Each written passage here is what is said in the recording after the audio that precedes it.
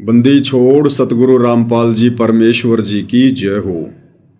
परम पिता परमात्मा सारी सृष्टि के रचनहार, कुल मालिक, असंख्य ब्रह्मांडों के स्वामी, जगत गुरु, तीनों लोकों में प्रवेश करके सबका धारण पोषण करने वाले, राजाधिराज, आत्माधार, नाथों के नाथ, देवों के देव महादेव, सर्वेश्वर महेश्वर, मृत्युंजय, अजरो अमर, आदि अनादि सनातनी प्रभु, जगत पिता जगदीश्वर, श्री श्री 1008 की उपाधि के वास्तविक अधिकारी, अकाल मूर्त शब्द स्वरूपी राम वासुदेव, सर्वगतम ब्रह्म, परम पूज्य, प्रथम पूज्य, परम संत, परम पुरुष, परम धनी, परम दयालु, सत्य कबीर, हक्का कबीर, अल्लाहु कबीर, अल्लाहु अकबर, बाखबर, अल्लाह ताला, जगत के तारणहार, जगत के मुक्तिदाता, जगत के जगन्नाथ, हारे के सहारे, हिंदुओं के राम, मुसलमानों के अल्लाह, सिखों के वाहिगुरु, ईसाइयों के मसीह,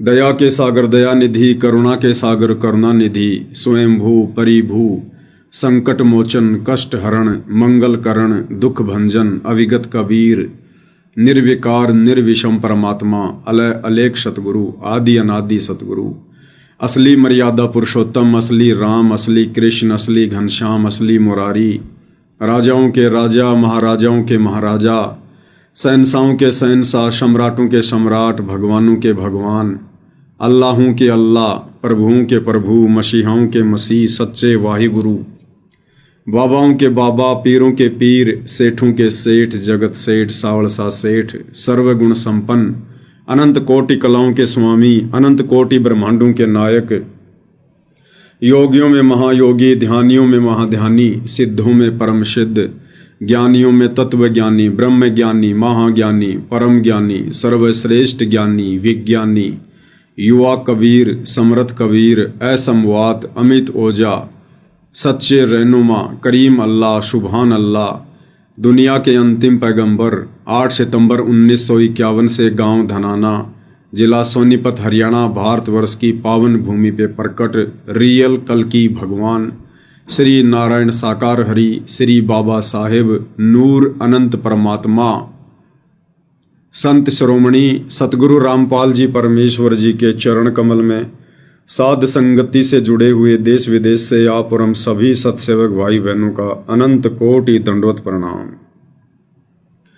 सत्साई भाई और बहनों, बहुत बड़ी दया, बहुत बड़ी मेहर पूज्य गुरुदेव भगवान की, परमपिता परमेश्वर सतगुरु रामपाल जी की, जगत की अम्मा जगदम्बा सतगुरु रामपाल जी की, जिनके विशेष आशीर्वाद से, शुभ आशीर्वाद से, जिनकी विशेष रजा से, उनकी कृपा दृष्टि से, दया दृष्टि से, साध संगति से जुड़े हुए हम सभी सत्सेवक भाई बहन हर प्रकार से मर्यादाओं में रहते हुए, ज्ञान को आधार बनाकर चलते हुए, संघर्ष करते हुए, सत भक्ति मार्ग पर अपनी आत्मा के कल्याण हेतु दृढ़ता के साथ निरंतर आगे की ओर बढ़ रहे हैं। भाई और बहनों, इस कलयुग की बिचली पीढ़ी में, मोक्ष के प्राइम टाइम में, गोल्डन चांस में, पूज्य गुरुदेव भगवान सतगुरु रामपाल जी की विशेष VIP रजा के बिना साध संगतियों का मिलना अति दुर्लभ है। परमेश्वर ने साध संगति आपके दरवाजे पर खड़ी कर रखी है, यानी सोशल मीडिया देकर गुरुदेव भगवान ने मोबाइल सबकी पॉकेट में डाल रखे हैं, लेकिन परमात्मा कहते हैं सकल पदार्थ है जग माही, कर्महीन नर पावत नाही। सतगुरु की शरण में आने के बाद भी जो कर्महीन आत्माएं होंगी वो साध संगतियों से फायदा नहीं उठा पाएंगी, साध संगतियों से नहीं जुड़ पाएंगी, क्योंकि साध संगति इस कलयुग की बिचली पीढ़ी में सतगुरु जी का यथार्थ 13वां कबीर पंथ है, शतलोक के लिए आत्माओं को तैयार करने वाला ट्रेनिंग सेंटर है, जहां गुरु को परमेश्वर मनवाया जाता है ज्ञान आधार से, परमाणु के साथ में।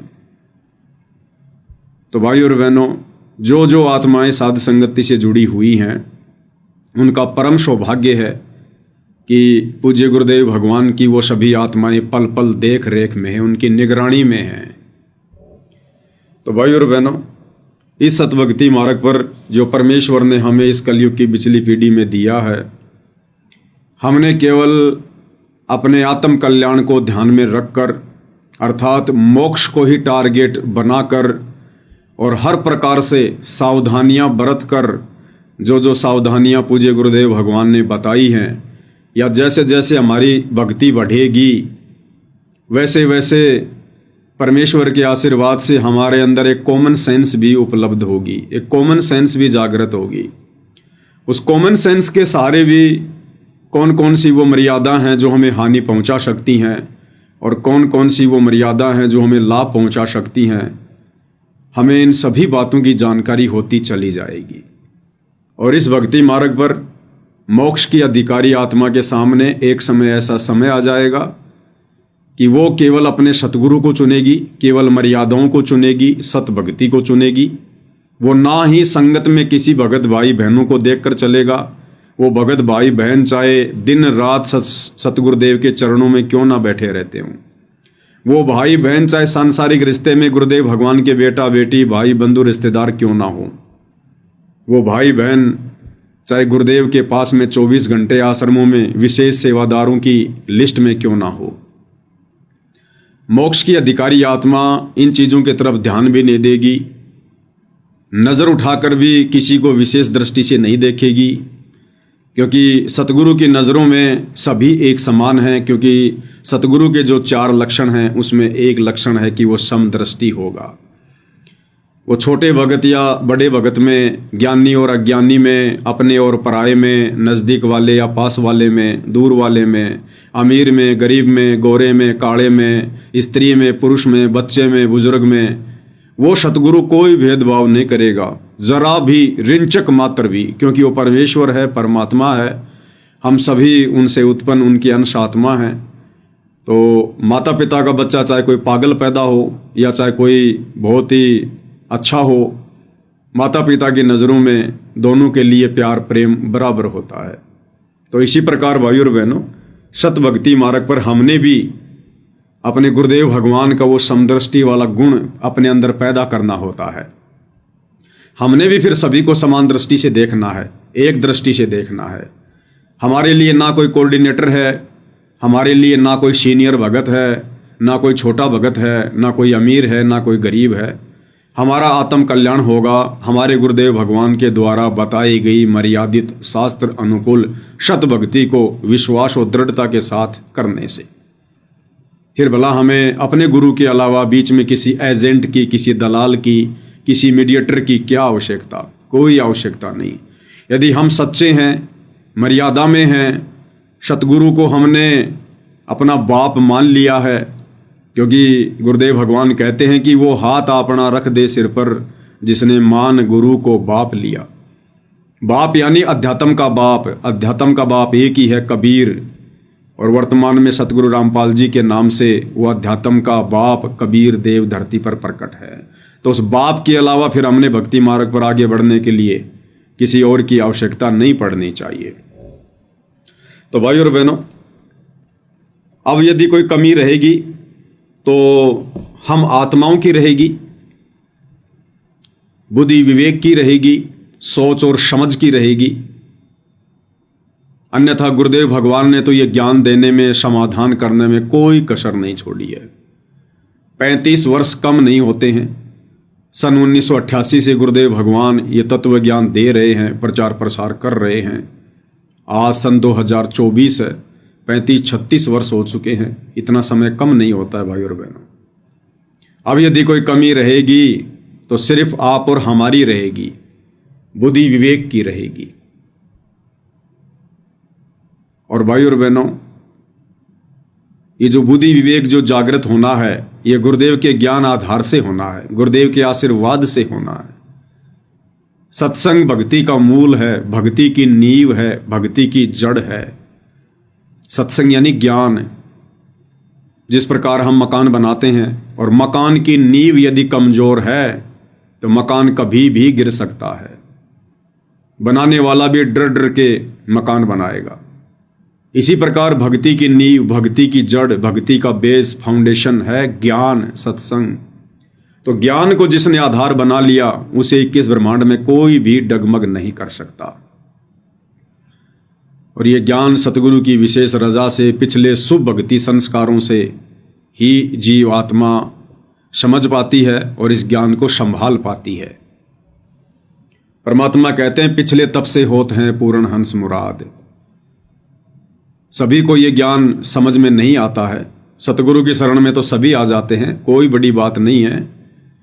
सतगुरु कोई फीस नहीं लेता है, नाम दीक्षा कोई भी ले सकता है, लेकिन नाम लेने के बाद इस नाम को संभालना, इस नाम के ऊपर दृढ़ता के साथ चलना, ये भाई और बहनों बिरले भक्तों के ही लक्षण होते हैं। दास गरीब कहे नर लोई और सतगुरु को चीने बिरला कोई। कोई बिरले होंगे जो इस भक्ति रूपी अखाड़े में अंत में सफलता प्राप्त करेंगे। ये संसार विघन की घाटी, कोई निकलेगा बिरला सूर।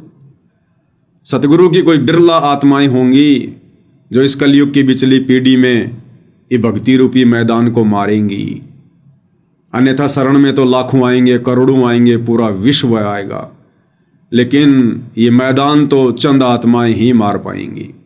और कहते हैं पूत के पैर पालने में दिखाई दे जाते हैं। तो सन 2014 के बाद में जो गुरुदेव भगवान ने हम सब की परीक्षा लेनी शुरू की है, तो अच्छे सच्चे भक्तों के पैर यानी पूत के पैर तो पालने में दिखाई दे गए।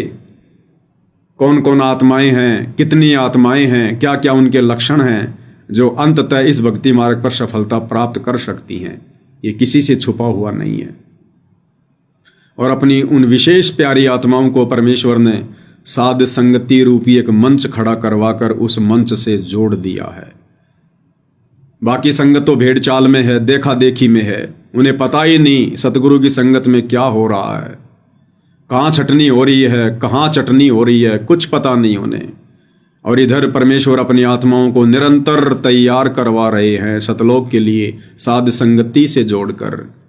इनकी आंखें तो उस समय खुलेंगी जब सवेरा हो चुका होगा, फिर कुछ भी हाथ नहीं आएगा सिवाय रोने धोने और पछताने के। क्योंकि भाई और बहनों, इस सतभक्ति मार्ग पर जैसा सतगुरुदेव के साथ में यहां व्यवहार हो रहा है, वैसा ही व्यवहार उन आत्माओं के साथ होगा जो आत्माएं सतगुरु के पद चिन्ह पर चलेंगी। यानी सतगुरु को यहां कोई इज्जत नहीं है, कोई मान सम्मान नहीं है, सीधे मुंह सतगुरु से कोई बात नहीं करता, लड़ाई झगड़े उनके साथ करने को लोग तैयार। ना समझी के चलते सतगुरु को जेल में बैठा दिया, उनसे राग द्वेष ईर्ष्या पता नहीं क्या क्या उनको देशद्रोही जैसी उपाधियां दे दी। तो भाई और बहनों, इस काल के लोक में जहां ये काल नहीं चाहता कि कोई सत्य मार्ग पर चले, कोई सत्य कहे, कोई सत्संग करे, कोई सत्संग का अनुसरण करे, इस गंदे लोक में जब सतगुरु के साथ ऐसा व्यवहार हो रहा है, तो सतगुरु के पद चिन्हों पर जो आत्माएं चलेंगी उनके साथ भी सेम टू सेम वैसा ही व्यवहार होगा। यानी उतना ही संघर्ष उन आत्माओं के भी जीवन में होगा। उन आत्माओं से कोई सीधे मुंह बात भी नहीं करेगा, मान सम्मान तो बहुत दूर की बात है, बहुत दूर की बात है। और ना वो आत्माएं कभी जिंदगी में मान सम्मान चाहेंगी, क्योंकि इस गंदे लोक में और मान सम्मान प्राप्त करके अगले जन्म में गधा बनना। एक छोटा सा वीडियो आपको दिखाते हैं भाई और बहनों। इन दिनों सतगुरु की इस परीक्षा के समय में काल प्रेरणा से सतलोक आश्रम मैनेजमेंट हरियाणा वालों ने जो एक मनमुखी मुहिम चला रखी है, अन्नपूर्णा मुहिम, उस मुहिम के तहत ये लोग अपनी पब्लिसिटी के लिए, दुनिया से मान सम्मान प्राप्त करने के लिए और लोगों के ना जाने कैसी कैसी सहायताएं कर रहे हैं। सहायता करना वैसे भाई और बहनों, किसी की मदद करना बहुत अच्छी बात है, ये इंसान का गुण है, लक्षण है, परमात्मा ने बताया। लेकिन भाई और बहनों, जब बात आती है कबीर भगवान के सतभक्ति मार्ग की, तो उस सतभक्ति मार्ग में इस प्रकार की सहायता और मदद एक भगत के लिए हानिकारक है, हानिकारक। क्योंकि मीठा खाना तो बहुत अच्छी बात है, मीठा तो सबको अच्छा लगता है, कोई भी व्यक्ति ये नहीं कहेगा कि मीठा मत खाओ, मिठाई मत खाओ। लेकिन भाई और बहनों, जिस व्यक्ति को शुगर का रोग है, उस व्यक्ति के लिए वो मिठाई खाना, मीठा खाना जहर के समान है, बड़ा हानिकारक है। तो इस सतभक्ति मार्ग में ये जो व्यर्थ की दया है, ये जो व्यर्थ का दान धर्म है, व्यर्थ की जो ये मदद है, ये विष खाने के समान है, विष खाने के समान। इस बात को चंद ही आत्माएं समझ पाएंगी जिनके अंदर कॉमन सेंस होगी। जिनमें कॉमन सेंस नहीं होगी, ये बातें उन आत्माओं के कानों के ऊपर से निकल जाएंगी, कानों के ऊपर से। तो काल ने अपनी इसी सूक्ष्म चाल में वर्तमान में सतलोक आश्रम वालों को उलझा रखा है। आप जी को दास पहले कई बार दिखा चुका है कि सतगुरु रामपाल जी परमेश्वर जी के जो कलयुगी बेटे हैं, दो, वीरेंद्र और मनोज, उनको किस प्रकार से हरियाणा में अपने स्वार्थ के चलते लोग मान सम्मान दे रहे हैं। ये दोनों भाई संगत के दान का दुरुपयोग करते हुए कभी हरियाणा में किसी गौशाला में जाकर 10 लाख रुपए, 12 लाख रुपए डोनेट कर देते हैं, चंदे के रूप में दे देते हैं, जबकि गुरुदेव ने तो भिखारी को भी नगद पैसा देने से मना किया है। लेकिन ये लोग संगत का पैसा, ज्योति पाठ और दान का पैसा झूठा भाईचारा निभाने के चक्कर में, झूठी पब्लिसिटी के चक्कर में लुटा रहे हैं, संगत की मर्यादाएं तोड़वा रहे हैं। और फिर वो गौशाला वाले उनका मान सम्मान कर रहे हैं, उनको पगड़ी पहना रहे हैं, साफा पहना रहे हैं, उनके गले में मालाएं डाल रहे हैं, उन्हें श्री कृष्ण जी का चिन्ह भेंट कर रहे हैं। और वो मंदबुद्धि प्राणी दोनों भाई कहते हैं हम सतगुरु के बच्चे हैं, हमें सार नाम मिल गया, हमें सार शब्द मिल गया, हम 30 साल से भक्ति कर रहे हैं और तत्व ज्ञान की छींट भी नहीं है उनको, और श्री कृष्ण जी का वो चिन्ह स्वीकार कर रहे हैं, लोगों से सर पर साफा बंधवा रहे हैं। अरे मान सम्मान का अधिकारी आज वर्तमान में पूरी धरती पर केवल सतगुरु रामपाल जी हैं, इसके अलावा कोई नहीं है, कोई भी। हरियाणा के सोनीपत के गोहाना में जाट समाज अपनी धर्मशाला बना रहा था। जबरदस्ती का भाईचारा निभाने के लिए दोनों भाई आग में कूद पड़े, बिरानी आग में, साथ में संगत को भी ले कूदे, क्योंकि दान तो संगत का ही है ना। और जाटों की धर्मशाला का 5वां फ्लोर बनाने का ठेका ले लिया, जो लगभग 1 करोड़ रुपए में पूरा हुआ। खुद भी बिरानी आग में डूब गए, संगत को भी ले डूबे। और उसके बाद वो जाट समाज के लोग पगड़ी पहनाकर उसका सम्मान कर रहे हैं, गले में फूलों की माला डालकर उन मंदबुद्धि प्राणियों का सम्मान कर रहे हैं, और वो सहर्ष उस सम्मान को स्वीकार कर रहे हैं। तो भाई और बहनों, तत्व ज्ञान की छींट भी नहीं है, छींट भी। मात्र गुरुदेव के कलयुगी परिवार में बेटा बेटी बनकर पैदा होने से यह सिद्ध नहीं हो जाता कि आप बहुत बड़े ज्ञानी होंगे, आप बहुत अच्छे भगत होंगे। कहते दीपक नीचे हमेशा अंधेरा रहता है। जो सतगुरु के जितना निकट होगा वो उतना ही मंद बुद्धि प्राणी होगा, उतना ही तत्व ज्ञान से दूर होगा, क्योंकि घर का जोगी जोगना, बाहर का जोगी सिद्ध। उसी कड़ी में इस अन्नपूर्णा मुहिम के तहत जबरदस्ती लोगों की हंसी मजाक में की गई फरमाइश को पूरा करने के बाद वो गांव वाले फिर इन आश्रम वालों का सम्मान कर रहे हैं। सम्मान, और क्या सम्मान कर रहे हैं भाई और बहनों, ये अपना आभार ऐसी मंदबुद्धिता ये आश्रम वाले वर्तमान में दिखा रहे हैं।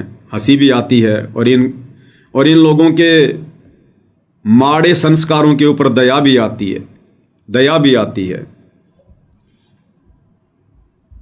ये हरियाणा में जो बाढ़ वगैरह आई हुई थी, कुछ एक गांव में पानी वगैरह भर गया। अब ये काम तो था सरकार का, जनता सरकार को टैक्स दे रही है। ये काम तो था सरकार का, वहां के सरपंच का, वहां के विधायक का, क्योंकि सरपंच को भी करोड़ों में बजट मिलता है, करोड़ों में बजट। कहां गया भाई? अभी तो चुनाव हुए, विधायक को करोड़ों में बजट मिलता है, एमपी को करोड़ों में बजट मिलता है, और छोटा सा हरियाणा है और कितना संपन्न राज्य है। फिर इन आश्रम वालों को क्या जरूरत पड़ गई उन गांवों का पानी निकालने की, 50-50 लाख रुपए देने की? 15,000 फुट पाइप लगाने की। इनको क्या आवश्यकता पड़ गई भाई लाखों रुपए की मोटर देने की? किसी गांव में जाकर 50 लाख रुपए की सामग्री दे रहे हैं, किसी में 30 लाख की दे रहे हैं। जबरदस्ती का पंगा मोल ले रहे हैं, क्योंकि काल सिर पर बैठा है, चैन से बैठने नहीं देगा, भक्ति नहीं करने देगा। तो ये लितानी गांव है, कोई जिला हिसार हरियाणा का। यहां इन्होंने कोई गांव का पानी निकालने के लिए पाइप वाइप दे दिए, मोटर वगैरह दे दी। और उसके बाद में जब ये उस गांव में गए तो वो तो जगत वाले हैं भाई और बहनों, उन्हें क्या पता भक्ति मर्यादाओं का। जगत वालों ने सतलोक आश्रम वालों की इस टीम को, जिसमें मुख्य मुख्य लोग हैं, हमें शर्म आती है, हमें शर्म आती है भाई और बहनों कि इन लोगों ने 30-30 वर्षों से भक्ति करके गुरुदेव के अंग संग रह के इन्होंने क्या सीखा, क्या सीखा इन्होंने। ये जो व्यक्ति है इधर जो है कोने में, ये हरियाणा का स्टेट कोऑर्डिनेटर अमन गोदारा, स्टेट कोऑर्डिनेटर अमन गोदारा। आश्रम में बात हुआ करती थी मेरे इससे, क्योंकि दास आश्रम में बाथरूम सेवा किया करता था। तो ये कहा करता था, एक बार ये जयपुर भी आया था मेरे घर पे, जब बरवाला कांड हो गया था उसके बाद ये जयपुर भी आया था एक भगत के साथ में गाय लेने के लिए। तो दास की झोपड़ी पे आया था, मैं ले गया था इसको, 1-2 दिन रखा, इसको गाय वाय दिखाई, नहीं पसंद आई, चला गया। तो ये कह रहा था कि भाई पवन दास, ये लगभग 30 साल पुरानी बात बता रहा है कि भाई पवन दास, जब मैं खेतों में ट्रैक्टर चलाया करता था उस समय मैंने गुरुदेव से नाम ले रखा था। और गुरुजी, जब मैं खेतों में ट्रैक्टर चलाया करता था, काम करता था, तो गुरुजी मेरे पास खेतों में आया करते थे, अकेले ही आ जाते थे गुरुदेव मेरे पास खेतों में उधर से निकलते हुए। बताओ, इतने पुराने पुराने भगत हैं ये, इतने पुराने पुराने भगत। इसीलिए तो नहीं समझ पाए ये, इन्होंने गुरु को आम व्यक्ति मान लिया, अपने जैसा मान लिया, मानुष मान लिया, इन्होंने ज्ञान आधार नहीं बनाया। ये दूसरा व्यक्ति, ये बलजीत है, बलजीत सतलोक आश्रम का मुख्य ट्रस्टी, जिसने छोटे बरवाड़ा आश्रम के लिए 1 एकड़ जमीन दी थी, जिसका गुरुदेव भगवान जिक्र करते हैं कई बार सत्संगों में। हमारी जो बबीता बहन थी, जो बरवाला कांड में जिसको जेल हो गई थी, जिसको बेबो नाम से जाना जाता है, गुरुदेव के साथ में इस मीडिया ने नाजायज संबंध स्थापित करने की कोशिश की थी उस बहन के। तो ये उस बबीता का पिता है, बलजीत लहरी। ये इतने पुराने पुराने भगत हैं भाई और बहनों, और इनकी बुद्धि गांव गई है, बुद्धि गांव गिरवी रख दी इन लोगों ने। अरे मदद कर दी तो कर दी, दोबारा क्या लेने गए थे? चॉकलेट लेने गए थे क्या तुम वहां पर? तुम लोग, गांव वालों ने मदद मांगी, तुम लोगों ने मदद दे दी। और ये गांव वाले भाई और बहनों वैसे मदद नहीं मांगते, ये लोग भिखारी नहीं है, भिखारी नहीं है। इन्हीं की टीम में से कुछ लोग जाकर गांव वालों को उकसाते हैं कि साहब आप ऐसा करो, आप ऐसे ऐसे फोन करो हमारे आश्रम में कि साहब ऐसे ऐसे हमारे गांव पर आपत्ति आ गई, बाढ़ आ गई, पानी निकालना है, साहब आपकी मदद की जाएगी। इन्हीं के लोग जाकर गांव वालों में हवा भरते हैं, और उसके बाद ये तो तैयार रहते ही हैं काल प्रेरणा से अपने कर्म फुड़वाने के लिए।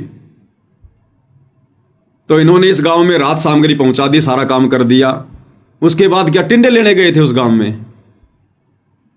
अब गांव वालों ने तैयारी कर रखी थी इनका मान सम्मान करने की, और गांव वालों ने मान सम्मान कर दिया। इन सभी को गांव वालों ने 1-1 चद्दर भेंट की, 1-1 चद्दर सोल। देखिए, पहले आपको ये वीडियो दिखाते हैं भाई और बहनों। ये भक्ति मार्ग में जहर खाने के बराबर है, जहर खाने के बराबर। देखिएगा। लिए अपना आभार जताते हुए लितानी गांव की पूरी पंचायत ने संत रामपाल जी महाराज के लिए एक सम्मान पत्र भेंट किया और उनकी टीम को शॉल पहनाकर सम्मानित किया। ये देखिएगा भाई और बहनों, ये सोल दिए जा रहे हैं इनको सबको, ये चद्दरें दी जा रही है। जैसे किसी को सोल भेंट किया जाता है, किसी को सोल जो है वो ओढ़ाया जाता है, किसी को गले में माला डाली जाती है, किसी के सिर पर साफा बांधा जाता है, किसी को गुलदस्ता देकर फूल वगैरह भेंट किए जाते हैं, सब मान सम्मान में आता है।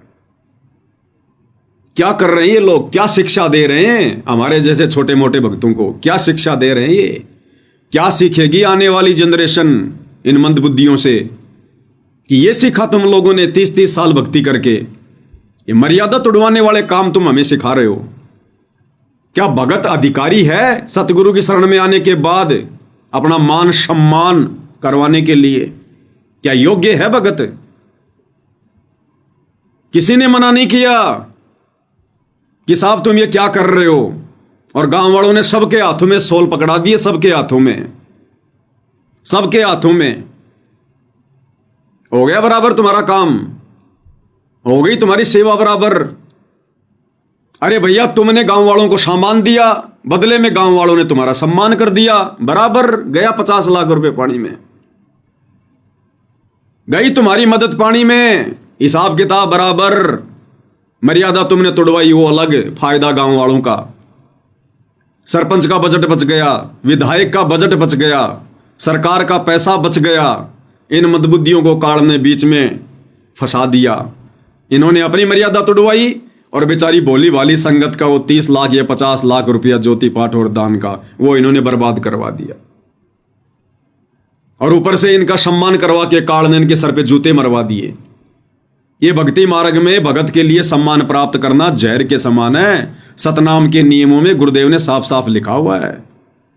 पढ़ा इन्होंने कभी सतनाम का नियम? ये कहते हमें सार नाम मिल गया, सार शब्द मिल गया। इन्हें सतनाम के नियमों का ढंग से पता नहीं है। क्या आवश्यकता थी? अब अगर ये बहाना बनाएंगे कि नहीं नहीं नहीं, गांव वालों ने तो सतगुरु रामपाल जी का सम्मान किया है। अरे तो सतगुरु रामपाल जी के सम्मान के लिए एक शॉल होता है, एक चद्दर। पूरा गांव कोई 50 चद्दर थोड़ी देगा संत रामपाल जी को, 10 चद्दर थोड़ी देगा, एक ही चद्दर होती है। अगर संत रामपाल जी का ही मान सम्मान किया है अकेले का, तो एक चद्दर काफी होती है, एक। और संत रामपाल जी का सम्मान तुम क्यों स्वीकार करोगे? क्या तुम्हें इतनी भी समझ नहीं है? अरे जब तक बाप जिंदा है, बेटा कभी भी उसके सम्मान को स्वीकार नहीं करता। बेटा अपने बाप के सम्मान को दूसरे लोगों से उस समय स्वीकार करता है जब उसका बाप मर चुका होता है। अभी तो तुम्हारा बाप जिंदा है, या जीते जी मार दिया तुम लोगों ने। और तुम कौन होते हो सतगुरु रामपाल जी का सम्मान स्वीकार करने वाले? तुम कौन होते हो भाई? अगर गांव वालों ने इस मदद के बदले संत रामपाल जी का सम्मान ही करना था तो इंतजार करते, उनके हिसार जेल से बाहर आने के बाद आश्रम में आके सम्मान कर देते। लेकिन यहां देखो, हर एक के हाथों में ये चदरें पकड़ाई जा रही हैं, हर एक के हाथों में सोल दिए जा रहे हैं। तो संत रामपाल जी का तो केवल नाम, केवल फॉर्मेलिटी, और मान सम्मान किसका? इन मंद बुद्धियों का। भाई और बहनों, 6 फुट की हाइट प्राप्त कर लेने से, हट्टा कट्टा शरीर प्राप्त कर लेने से, या चौड़ा कुर्ता पजामा पहन लेने से ये बुद्धि भी, ये भेजा भी उतना ज्यादा पावरफुल होगा, ये किसी किताब में लिखा हुआ नहीं है। लोमड़ी छोटी सी होती है, छोटी सी। और लोमड़ी को क्या कहा जाता है? चालाक, चतुर। और भैंसा, भैंसा 2-2 टन का, 3-3 टन का होता है भैंसा। और उसकी बुद्धि के विषय में क्या कहा जाता है? भैंस बड़ी के अकल। जब कोई बात हो जाती है तो लोग क्या कहते हैं? तेरी भैंसे जैसी बुद्धि है, भैंसे जैसी बुद्धि। तो इन शतलोक आश्रम वालों की, इन बड़े बड़े परम भक्तों की भाई और बहनों, वर्तमान में भैंसा जैसी बुद्धि है। क्या शिक्षा देंगे ये संगत को? अपने पैरों पर खुद कुल्हाड़ी मार रहे हैं। आने वाले समय में संगत इनको दुत्कारेगी, इनके इन्हीं कुकर्मों के चलते। अगर संत रामपाल जी का सम्मान गांव वाले करना चाहते थे तो एक चद्दर होती है संत के लिए, केवल एक चद्दर। अरे गुरुदेव भगवान तो अपने भक्तों को कफन के ऊपर भी, अगर किसी ने अगर पहले से कोई कपड़ा डाल रखा है तो दोबारा से कपड़ा डालने के लिए मना करते हैं कि मुर्दे के ऊपर भी अगर किसी ने वो कफन डाल रखा है तो ऊपर कोई कफन नहीं डालना। और ये 10-10 चद्दर संत रामपाल जी लेंगे क्या? स्वीकार करेंगे क्या? और सब पकड़ पकड़ के बैठे हैं बारी बारी से, सब पकड़ पकड़ के। तो सम्मान इनका हो रहा है, ऐसे ठगता काल। अब क्या करेंगे इनके पीछे लगी हुई संगत, जब ये बड़े बड़े परम भगत, ये कोऑर्डिनेटर, मैनेजमेंट के मुख्य व्यक्ति और ऐसी ज्ञानहीनता पेश कर रहे हैं, ऊपर से वीडियो बनवा बनवा के डल रहे हैं। इनकी बुद्धि गांव गई भाई और बहनों, गांव। दोबारा से देखिए सिस्टम इनका। लिए अपना आभार जताते हुए लितानी गांव की पूरी पंचायत ने संत रामपाल जी महाराज के लिए एक सम्मान पत्र भेंट किया और उनकी टीम को शॉल पहनाकर सम्मानित किया। टीम को अब मैं अपील करूंगा सरपंच साहब से, पंचायत से, और जो हमारी कमेटी है 36 बिरादरी की, संत रामपाल महाराज जी का, और जो टीम आई है, जो कमेटी, उनका मान सम्मान करेंगे।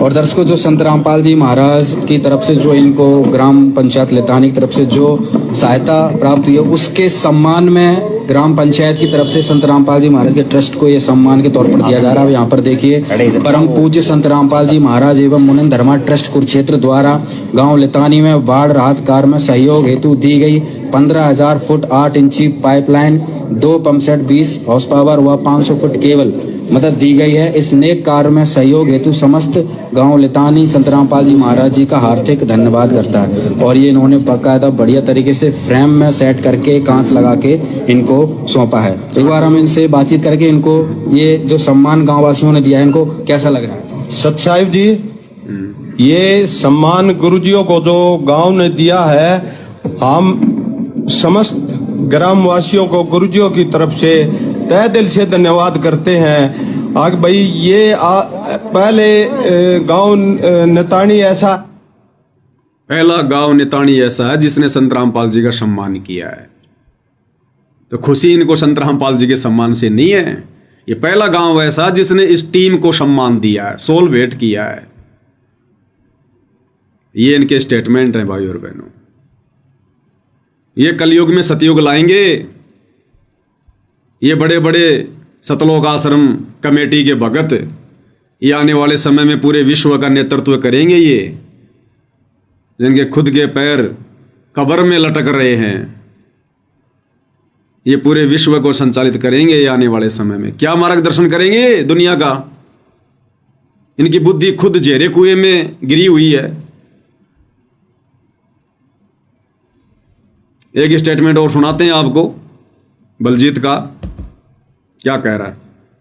ग्राम पंचायत धनौदा व सभी ग्राम वासियों को सतगुरु रामपाल जी महाराज जी की तरफ से निवेदन है, और हमारे को सतगुरु जियों का सख्त आदेश है, जिसको मैं पढ़कर आपको सुना रहा हूँ।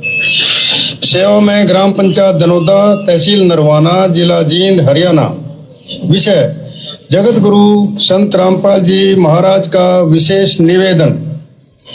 ग्राम पंचायत धनौदा से निवेदन किया जाता है कि हमारे गुरुदेव जी संत रामपाल जी महाराज का हमें आदेश आया है कि जिन गांवों को पानी से निजात पाने के लिए राहत दी गई है, उनको यह पत्र दिया जाए और निवेदन किया जाए कि यदि संत रामपाल जी महाराज जी द्वारा दी गई राहत सामग्री से निर्धारित समय पर पानी नहीं निकलता है और इस बार फसल की बिजाई नहीं हुई, तो आगे से हमारा ट्रस्ट आपके गांव की कोई मदद नहीं करेगा। क्यों नहीं करेगा भाई? अरे जब तुमने पाइप दे दी, मोटर दे दी, इतना काम कर दिया, तो पानी भी तुम ही निकाल दो। गांव वालों को फिर तुम इतनी तकलीफ क्यों दे रहे हो कि हमारे गुरुजी का सख्त आदेश है कि तुम्हारे को सारा सामान दे दिया गया। गांव वालों, अब यदि निर्धारित समय पर पानी नहीं निकला तो आगे से हमारी कमेटी गांव वालों की कोई मदद नहीं करेगी। अरे तुम्हारे पास में मजदूरों की कमी है क्या? ये दोगलापन क्यों कर रहे हो भाई तुम? एक तरफ तो तुम लोगों के मकान बना रहे हो, तो खाली तुम सामान दे के आ रहे हो क्या कि ये लो जी सीमेंट, ये लो जी ईंट, ये लो जी रोड़ी, ये लो जी चूना। और हमारे गुरुजी का आदेश है, अगर निर्धारित समय में 1 महीने के अंदर अंदर तुम लोगों ने अपना मकान नहीं बनाया तो आगे से इस गांव में किसी का कोई मकान नहीं बनाया जाएगा। अरे वहां तो तुम मकान भी खुद ही बना रहे हो, भक्तों को बेचारों को मजदूर बना बना के, और यहां तुम इस गांव में पाइप डाल के आ गए, मोटर डाल के आ गए, और कह रहे हो कि पानी गांव वाले निकालो। क्यों निकालेंगे गांव वाले पानी? निकालो तुम, लगाओ मजदूर। तुम्हारे पास मजदूरों की कमी है क्या?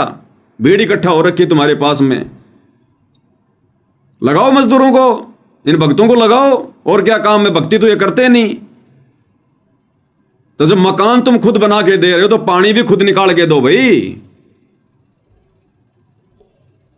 तो घर आगे से कोई मदद नहीं की जाएगी। बस ऐसा ही है कि तुम्हारा कबीर भगवान एक ही बार मदद करता है क्या?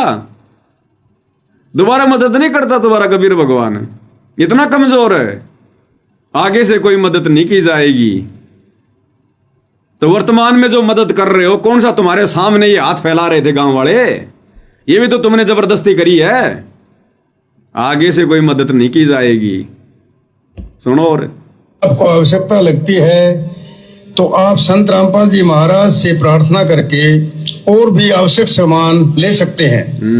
गुरुदेव जी ने कहा है कि सामान चाहे कितना भी लगे, लेकिन गांव से पानी निकलना चाहिए। यदि पानी नहीं निकलता है तो इसमें गलती आप लोगों की होगी। और अगर 5 दिन बाद में दोबारा से अगर बारिश हो गई तो? अरे आज तो तुमने कर दिए 50 लाख रुपए बर्बाद।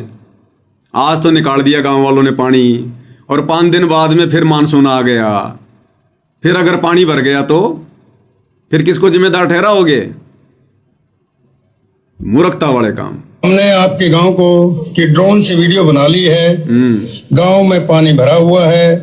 हम आपके गांव का पानी निकालने के बाद दूसरी वीडियो बनाएंगे। अच्छा, उसके बाद हम एक वीडियो और बनाएंगे जब आपकी फसल लहरा रही होगी।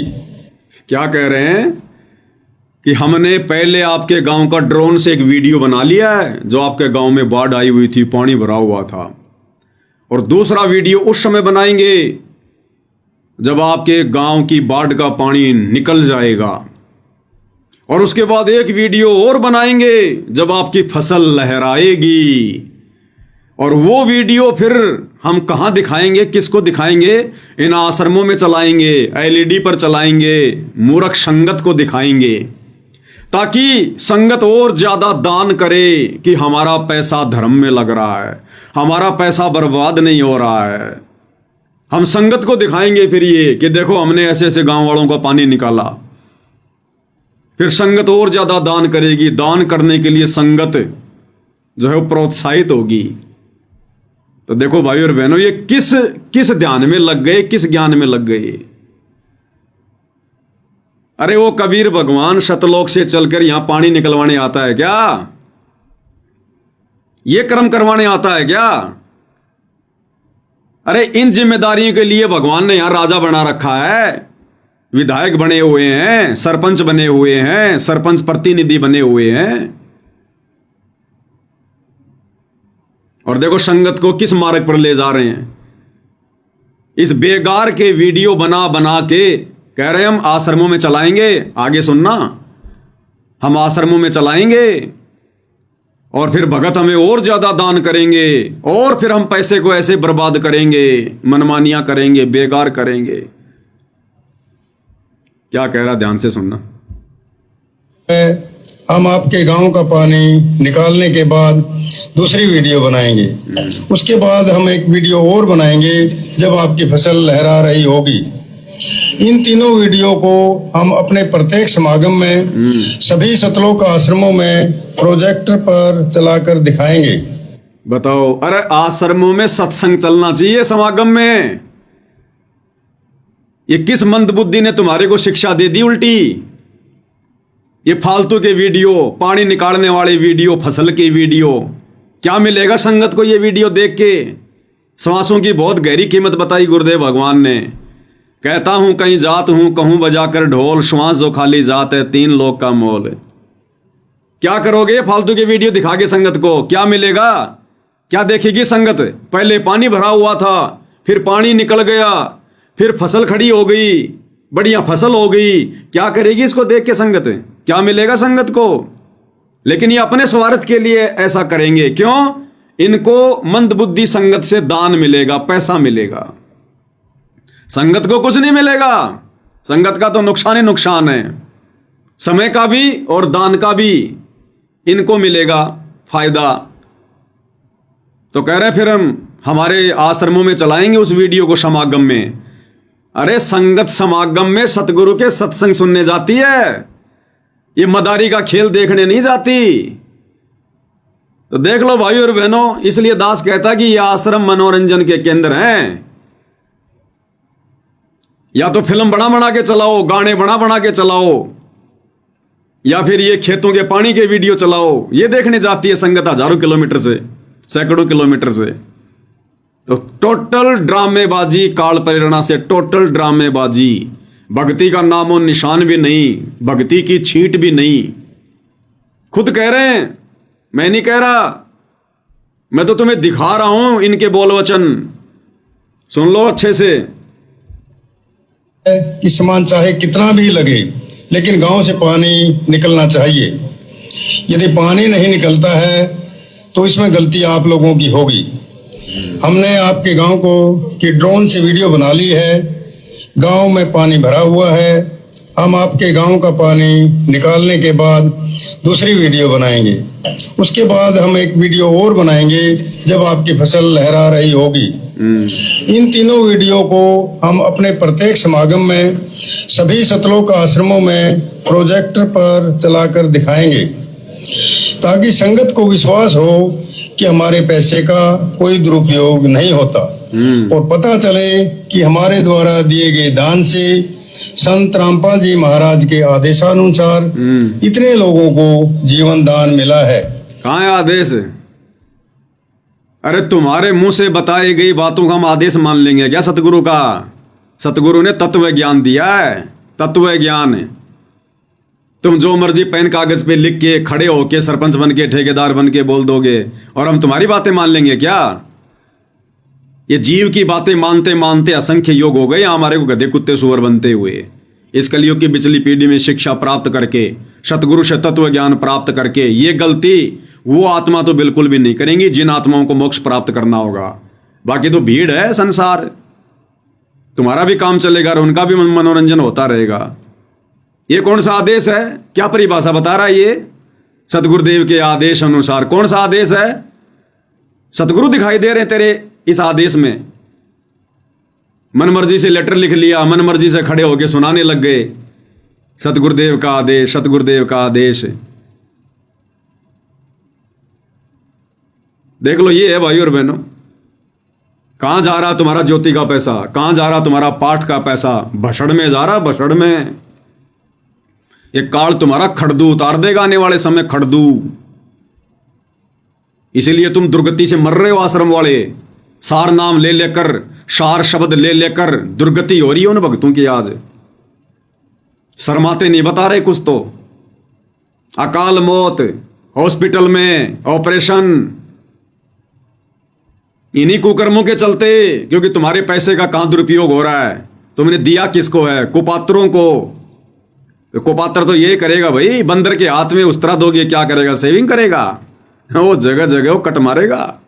और ये कट मारे जा रहे हैं इन आश्रम वालों के द्वारा, तुम्हारे दान धर्म के ऊपर, तुम्हारे पैसों के ऊपर। और एक तरफ तो ये सोशल मीडिया पर पोस्ट डालते हैं कि सतलोक आश्रम वालों ने, कमेटी वालों ने गुरुदेव भगवान से प्रार्थना लगाई कि गुरुजी अन्नपूर्णा मुहिम लगता है बंद करनी पड़ेगी क्योंकि पैसा नहीं आ रहा। तो गुरुदेव ने कहा, रे नालायको, ये तुम्हारे पैसों से नहीं हो रहा, ये तो परमात्मा भेज रहा है। अरे फिर अब संगत से क्यों फिर भीख मांग रहे हो कि ये वीडियो बना बना के हम आश्रमों में चलाएंगे, संगत को दिखाएंगे, संगत और ज्यादा दान करेगी। अरे जब सतलोक से आ रहा है, गुरुदेव ने कह दिया, तो फिर संगत को वीडियो दिखा के क्यों भीख मांग रहे हो तुम? इनका कोई सिर पैर नहीं है भाई और बहनों, कोई स्टैंड नहीं है इनका। सुनिए आगे और क्या भाई साहब प्रवचन दे रहे हैं। उनका दान करने का हौसला बना रहे। हौसला बना रहे। में प्रोजेक्टर पर चलाकर दिखाएंगे, ताकि संगत को विश्वास हो कि हमारे पैसे का कोई दुरुपयोग नहीं होता, और पता चले कि हमारे द्वारा दिए गए दान से संत रामपाल जी महाराज के आदेशानुसार इतने लोगों को जीवन दान मिला है, ताकि उनका दान करने का हौसला बना रहे और हम आपकी सेवा करते रहें। करते रहो। संत रामपाल जी महाराज स्वयं भी किसान परिवार से हैं और किसानों का दर्द समझते हैं। अब इनके बोल वचन देखो भाई और बहनों, तत्वदर्शी संत के भगत होकर ये क्या स्टेटमेंट दे रहे हैं, क्या स्टेटमेंट दे रहे हैं। ये लिख रहे हैं कि संत रामपाल जी किसान परिवार से हैं, इसलिए किसानों का दर्द समझ सकते हैं। किसानों का दर्द इन लोगों के अनुसार, इन परम भक्तों के अनुसार सतगुरु रामपाल जी किसानों का दर्द केवल इस बात से समझ सकते हैं कि वो भी एक किसान परिवार से। अगर किसान परिवार से संत रामपाल जी नहीं होते तो इन लोगों के अनुसार संत रामपाल जी को किसानों की तकलीफों का नहीं पता चलता। तो संत रामपाल जी तो इन लोगों के अनुसार केवल किसान परिवार में उत्पन्न है ना। और दूसरे जो वर्ग हैं, नौकरी पेशा वाला जो वर्ग है, मजदूर वर्ग हैं, दिहाड़ी मजदूर हैं, तो उनका दर्द तो सतगुरु रामपाल जी समझ ही नहीं सकते। जो बेचारे ठेले पर समोसे कचौड़ी पकौड़ी बेचते हैं, झुग्गी झोपड़ियों में रहते हैं, उनका दर्द तो इन लोगों के अनुसार संत रामपाल जी समझ ही नहीं सकते, क्योंकि संत रामपाल जी ने तो कभी ठेले लगाकर समोसे कचौड़ी बेची ही नहीं। वो तो केवल किसानों का समझ सकते हैं, क्योंकि उनका जन्म किसान परिवार में हुआ। ये क्या स्टेटमेंट दे रहे हैं ये कौन से ब्रह्मांड से कौन सा ज्ञान ले आए ये भाई। ये हैं ये बड़े बड़े परम भगत, 30-30 साल से गुरु जी की भक्ति करने वाले, जमीन दान करने वाले। ये सतलोक का दरवाजा जमीन दान करने से नहीं मिलता, सतगुरु के 24 घंटे साथ में रहने से नहीं मिलता। इसीलिए परमात्मा कहते हैं भाई और बहनों, साधो समझो की मति और, यानी जो इस ज्ञान को समझ चुका है, परमात्मा कहते हैं उनकी तो गति कुछ और है। संतों समझो की मति कुछ और। भाई और बहनों, सौभाग्य है हम सत्सेवक भाई बहनों का, जो गुरुदेव भगवान ने हमें साध संगति से जोड़ दिया और ये सारी बातें आज हमारी समझ में आ रही हैं। ज्ञान की छींट भी नहीं है, देख लो इन लोगों के पास में ज्ञान की छींट भी। एक मानुष साबित कर रहे हैं संत रामपाल जी को कि वो किसान परिवार से हैं, इसलिए किसानों का दर्द समझ सकते हैं। अरे बाकी ब्रह्मांड का दुख दर्द कौन समझ रहा है। ये परमात्मा तो चीटी पायल बाजे पैर, साहिब सुनता है सब लहर। अंतर्यामी एक तुम आत्म के आधार, जो तुम छोड़ो हाथ तो मैं कौन उतारे पार। मानुष बना के छोड़ दिया इन्होंने अपनी नजरों से मानुष। यह तो 36 बरादरी के जान माल का सवाल है। किसी के घरों में पानी भरा हुआ है, किसी को पशुओं में हानि हुई है, क्योंकि सारी फसल बर्बाद होने से पशुओं के लिए भी चारा नहीं है। डिस्पेंसरियां बंद हैं, बच्चे भी स्कूल नहीं जा पा रहे क्योंकि स्कूलों में पानी भरा हुआ है। तो फिर तुम क्या कर रहे हो। अरे तुम फिर ठेकेदार क्यों बने हुए हो। अगर फसल बर्बाद हो गई तो सबके घरों में डालो गेहूं की बोरियां। डिस्पेंसरी बंद हो गई तो खोलो डिस्पेंसरियां। बच्चे स्कूल नहीं जा रहे तो स्कूल खोलो, करो व्यवस्था। फसल बर्बाद हो गई तो करो भाई, पशुओं का चारा बर्बाद हो गया तो चारे की ट्रॉलियां भिजवाओ गांव में। तुम क्या कर रहे हो फिर। बस खाली पानी निकालने का काम है क्या तुम्हारा। इतने ठेकेदार हो गया तुम।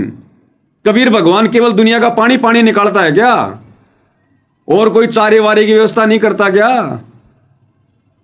गोली दवाई की व्यवस्था नहीं करता क्या, खाली पानी पानी निकालता है कबीर भगवान।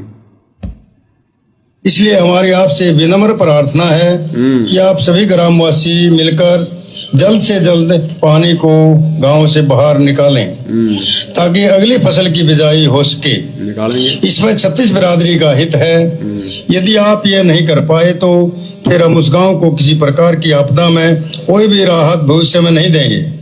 ये हमारे गुरुदेव संत रामपाल जी महाराज का हमें सख्त आदेश है और आप सभी ग्रामवासियों से विनम्र निवेदन है। सत साहिब।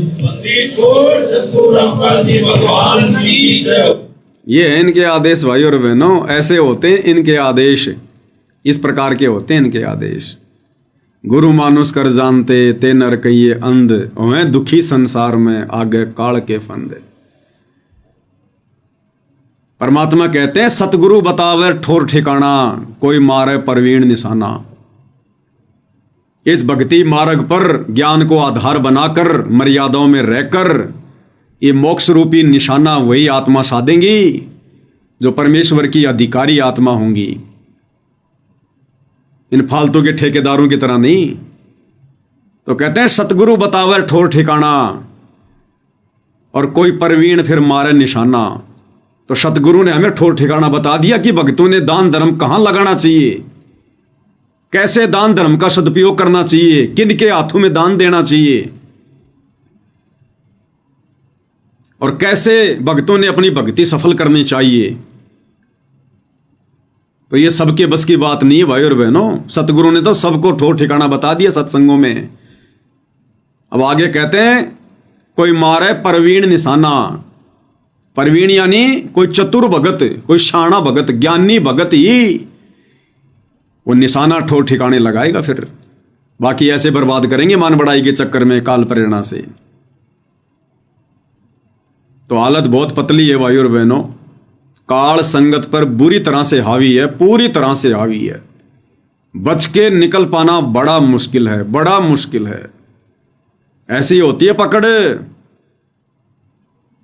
बंदर का बच्चा मां की छाती से कैसे चिपट जाता है, वो पेड़ पर फुदकती रहती है, दौड़ती रहती है, वो नहीं गिरता। ऐसे काल ने संगत के ऊपर जकड़ बना रखी है तगड़ी।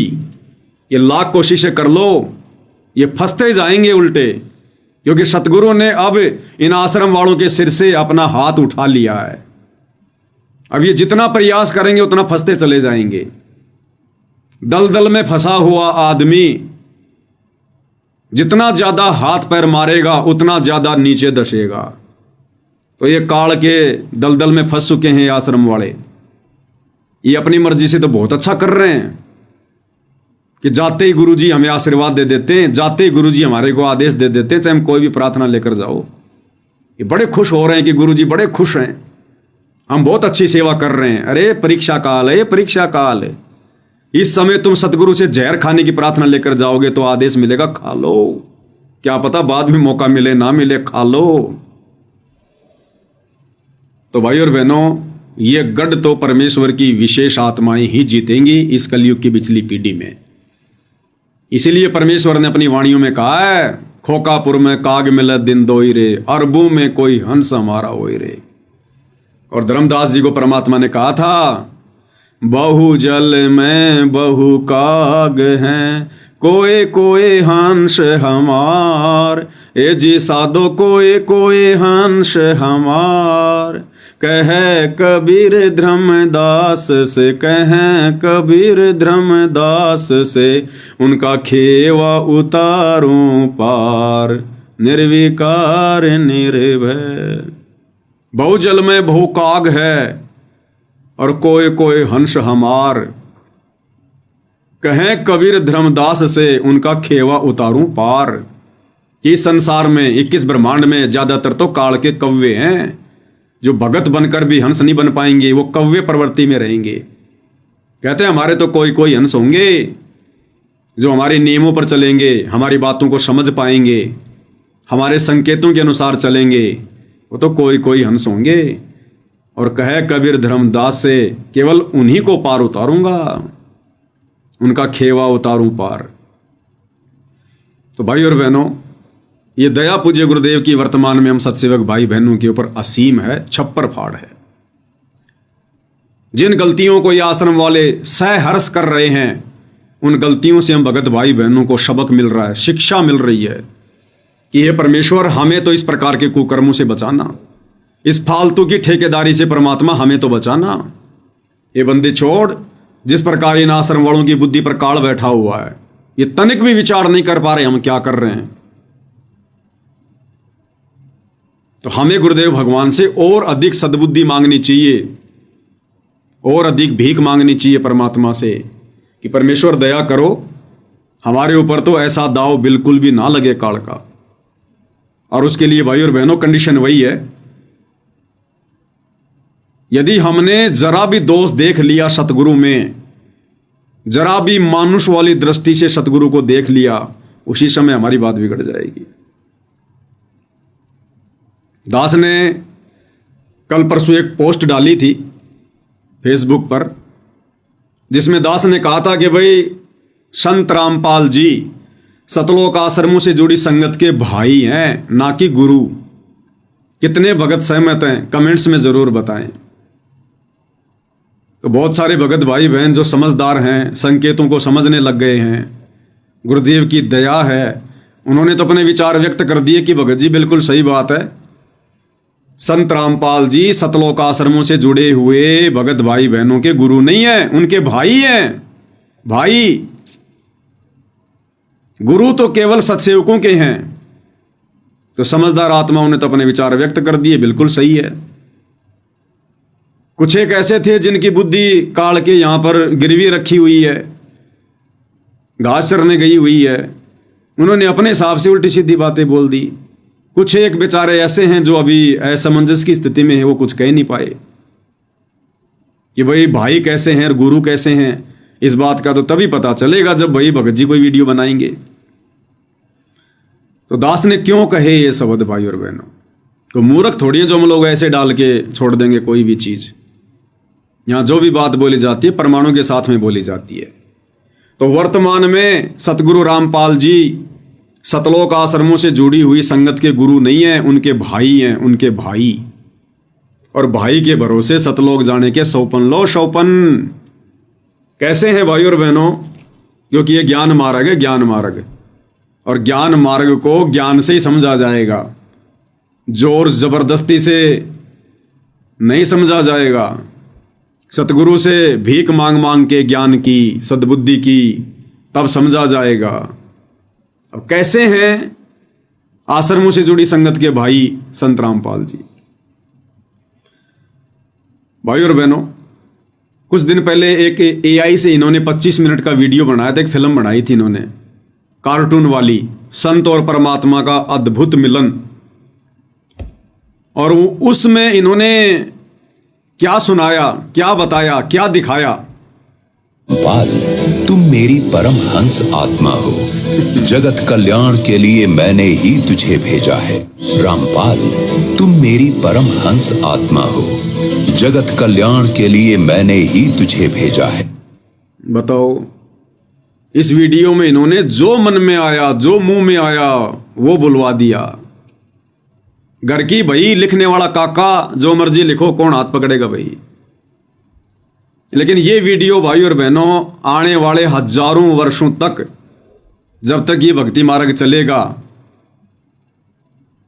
इन सतलोक आश्रम वालों की मंद बुद्धिता का सबूत देता रहेगा। इन्होंने ये वीडियो बनाकर अपने पैरों पर खुद ही जो है कुल्हाड़ी मारी है।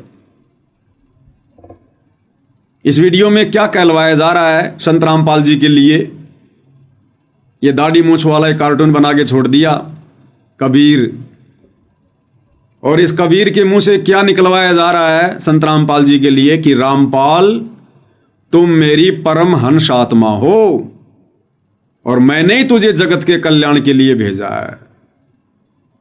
तो सतगुरु रामपाल जी कबीर जी के क्या हैं? परम हंस। अब हंस कहो, परम हंस कहो भाई और बहनों, आत्मा तो आत्मा ही है। जब कबीर भगवान ने सृष्टि रचना करते समय अपने शरीर से हम आत्माओं को उत्पन्न किया, तो किसी को परम हंस बना के उत्पन्न नहीं किया, सबको आत्मा रूप में उत्पन्न किया। आत्मा रूप में हम सब उनके लिए बराबर हैं, समान हैं, क्योंकि वे समदृष्टि हैं। तो यहां सतगुरु रामपाल जी को क्या बना दिया गया? आत्मा, कबीर की आत्मा। अब भाई और बहनों, आप और हम क्या हैं फिर आप और हम क्या हैं उस कबीर के? हम भी तो उनकी आत्मा हैं। अरे हम भी उनकी आत्मा, और संत रामपाल जी भी कबीर की आत्मा। तो आत्मा आत्मा का क्या रिश्ता हुआ? भाई भाई का। अरे बाप तो हमारा परमात्मा है कबीर, बाकी सब आत्मा है। तो खुद कबीर जी कह रहे हैं अब कबीर जी कह रहे हैं, इसका मतलब संत रामपाल जी तो कबीर जी हो नहीं सकते, क्योंकि कबीर जी तो उनसे अलग सामने खड़े हैं। तो संत रामपाल जी चाहे आत्मा हो, चाहे वो परमहंस आत्मा हो, है तो जीव ही, फिर है तो आत्मा ही फिर, क्योंकि कबीर तो एक ही है सृष्टि में। तो कबीर तो सामने खड़ा है, दाढ़ी मूंछ वाला, और संत रामपाल जी को कह रहा कि तुम मेरी परमहंस आत्मा हो, यानी तुम मेरी आत्मा हो, मेरे बच्चे हो। तो आप और हम क्या कबीर के दुश्मन हैं क्या? इस सृष्टि के जितने भी प्राणी, गधे, कुत्ते, सुअर, ये कबीर जी के दुश्मन हैं क्या? हम सब कबीर की आत्मा हैं, और संत रामपाल जी भी कबीर की आत्मा हैं। तो एक आत्मा दूसरी आत्मा की गुरु नहीं हो सकती, एक आत्मा दूसरी आत्मा की भाई हो सकती है। तो इन्हीं लोगों के विचारों के आधार से दास ने कहा है कि जब तक तुम सतलोक आश्रम वाले संत रामपाल जी को कबीर जी की आत्मा समझोगे, कबीर जी के द्वारा भेजे गए उनके संदेश वाक समझोगे, तब तक संत रामपाल जी तुम्हारे भाई बने रहेंगे, भाई। और भाई भाई का लाख जन्म भी मोक्ष नहीं करवा सकता, लाख जन्म भी। अरे चलो, संत रामपाल जी तो तुम्हारी दृष्टि में कबीर जी के परमहंस हैं।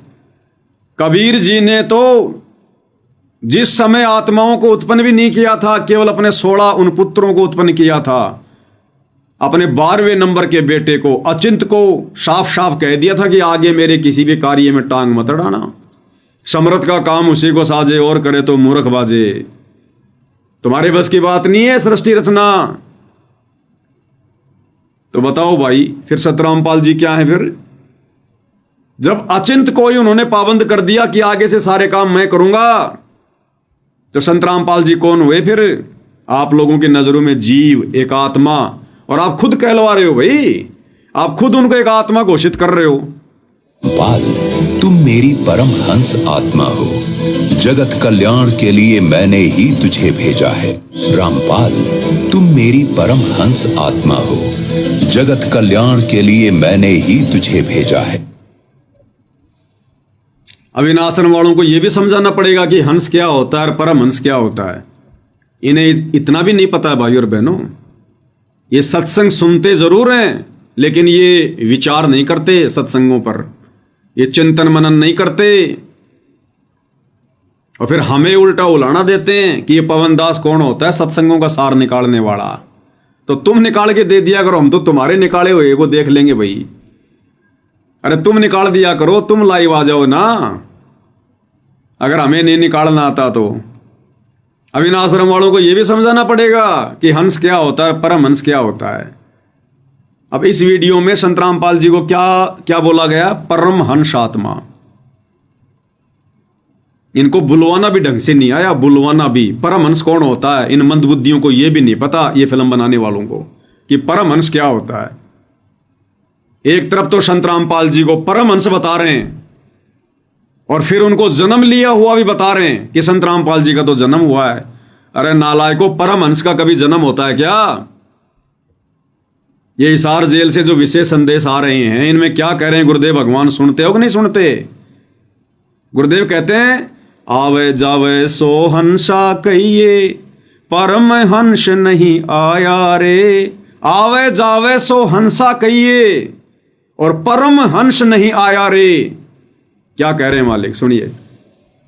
पाल, तुम मेरी परम हंस आत्मा हो, जगत कल्याण के लिए मैंने ही तुझे भेजा है। तो यहां तो संत रामपाल जी को परमहंस इन्होंने घोषित कर दिया, और परमहंस कौन होता है उसके बारे में सतगुरु रामपाल जी क्या बता रहे हैं? आवे जावे सो हंसा कहिए, परमहंस नहीं आया रे। 5 तत्व 3 गुण पूरा, या तो कहिए माया रे। आवे जावे सो हंसा कहिए, परमहंस नहीं आया रे। 5 तत्व 3 गुण पूरा, या तो कहिए माया रे। अब परमहंस कौन होता है गुरुदेव स्वयं बता रहे हैं कि आवे जावे सो हंसा कहिए, और परम हंस नहीं आया रे। आवे जावे यानी जो जन्म लेकर आता है और मरकर वापस चला जाता है। कहते हैं वो तो केवल हंस है, यानी जीव होता वो। आवे जावे सो हंसा कहिए। जो जन्म और मरण में है, कहते हैं वो तो हंस है, जीव है, और परम हंस नहीं आया रे। परम हंस कभी भी जन्म मरण में नहीं आता। पनप जो परम हंस होता है वो कभी भी मां के गर्भ से जन्म लेके नहीं आता। आवे जावे सो हंसा कहिए, परम हंस नहीं आया रे। और परम हंस कौन है जो जन्म मरण में नहीं आता? वो केवल एक ही है, कबीर। अब बताओ, इन आश्रम वालों की बुद्धि घास सरने गई है। उस एआई वाले वीडियो में उस दाढ़ी मूंछ वाले कबीर से कहलवाया जा रहा है संत रामपाल जी को कि रामपाल तू मेरी परम हंस आत्मा है। और परम हंस कौन है उसके बारे में गुरुजी ने बता दिया कि परम हंस नहीं आया रे। परम हंस कभी भी जन्म मरण में नहीं आता, मां के गर्भ से जन्म नहीं लेता। अब एक तरफ तो ये संत रामपाल जी को कबीर जी की परम हंस आत्मा भी बता रहे हैं, परम हंस की इनकी परिभाषा का भी ज्ञान नहीं। अगर सतगुरु रामपाल जी परम हंस थे, परम हंस हैं तुम लोगों के अनुसार, तो फिर तुम उनको ये क्या कहते हो कि उन्होंने जन्म लिया है, उन्होंने मां के गर्भ से जन्म लिया है, उनका जन्म हुआ है, किसान परिवार में जन्म हुआ है। अरे तुम्हारा कोई स्टैंड भी है, कोई ठो ठिकाना भी है कि नहीं है? बिन पेंदे के लोटो।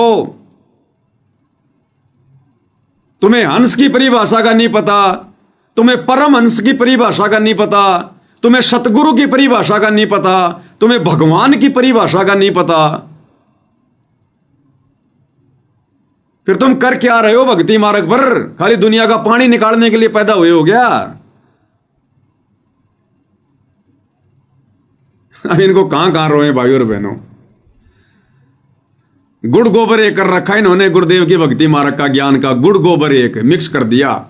संगत बेचारी टेस्ट ही भूल गई, गुड़ का गोबर का खा रही है जो सामने आ रहा हो। तो यहां तो गुरुदेव भगवान कहते हैं कि आवे जावे सो हंसा कहिए, परम हंस नहीं आया रे। फिर क्यों तुम सतगुरु रामपाल जी को परम हंस कह रहे हो? और कह रहे हो तो फिर उनको जन्म लिया हुआ क्यों कह रहे हो?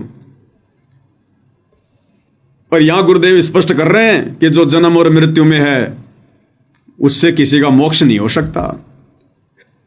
ज्ञानदाता ये स्पष्ट कर रहा है कि अर्जुन तेरे और मेरे बहुत जन्म हो गए। दूसरे अध्याय के 12वें श्लोक में गीता जी में, चौथे अध्याय के 5 और 9 में, और 10वें अध्याय के दूसरे श्लोक में कि मेरे भी जन्म मृत्यु होती है, तेरा भी जन्म मृत्यु होता है। इसलिए जिसकी जन्म मृत्यु होती है तो उसकी साधना करने से वो स्थान मिल ही नहीं सकता, जाने के बाद वापस नहीं आना पड़ता।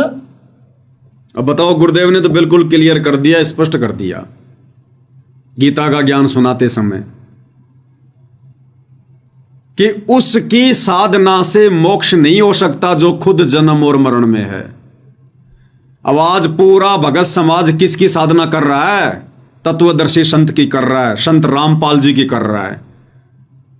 और ये नालायक खुद ही कह रहे हैं कि हमारे गुरु जी का जन्म हुआ है, हमारे गुरु जी जन्म और मरण में हैं। फिर गुरु जी की साधना करने से मोक्ष कैसे हो जाएगा? तुम्हारी थ्योरी और प्रैक्टिकल उत्तर और दक्षिण में भाग रहे हैं, अलग अलग दिशाओं में। तो परम हंस तो भाई कबीर होता है, कबीर जो कभी मां के गर्भ से नहीं आता और उसी की साधना से जन्म मरण का रोग कटता है, उसी की साधना से। अब भाई और बहनों, गुरुदेव भगवान ने जिस प्रकार से हमें ज्ञान समझाया है ना, शास्त्रों का हवाला दे दे के, उस ज्ञान को केवल उनकी विशेष आत्मा ही समझ सकती है। भीड़ के बस की बात नहीं है, भीड़ के बस की बात। गुरुदेव भगवान ने हमें क्या बताया? गुरुदेव ने बताया कि देखो बच्चों, ये जो दुर्गा है ना, दुर्गा, ये दुर्गा तीनों देवताओं की मां है, तीनों देवताओं की मां। और इन तीनों देवताओं का जन्म और मरण होता है। तो संगत ने सहर्ष स्वीकार कर लिया कि हां गुरुजी, बिल्कुल सत्य बात है, ठीक है। फिर गुरुदेव भगवान ने बताया कि बच्चों देखो, विष्णु जी खुद कह रहे हैं कि मैं दुर्गा से ऊपर किसी को नहीं मानता। मेरे अध्यात्म ज्ञान में, मेरी नजरों में दुर्गा जी से बढ़कर और कोई देवता नहीं है, कोई भगवान नहीं है, और मैं भी उसी की साधना करता हूं।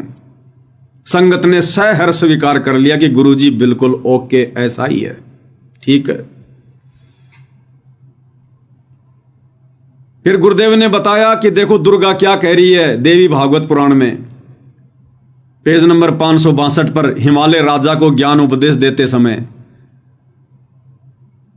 कि भाई तू और सब बातों को छोड़ दे, यानी मेरी भक्ति भी छोड़ दे, मेरी पूजा भी छोड़ दे दुर्गा की,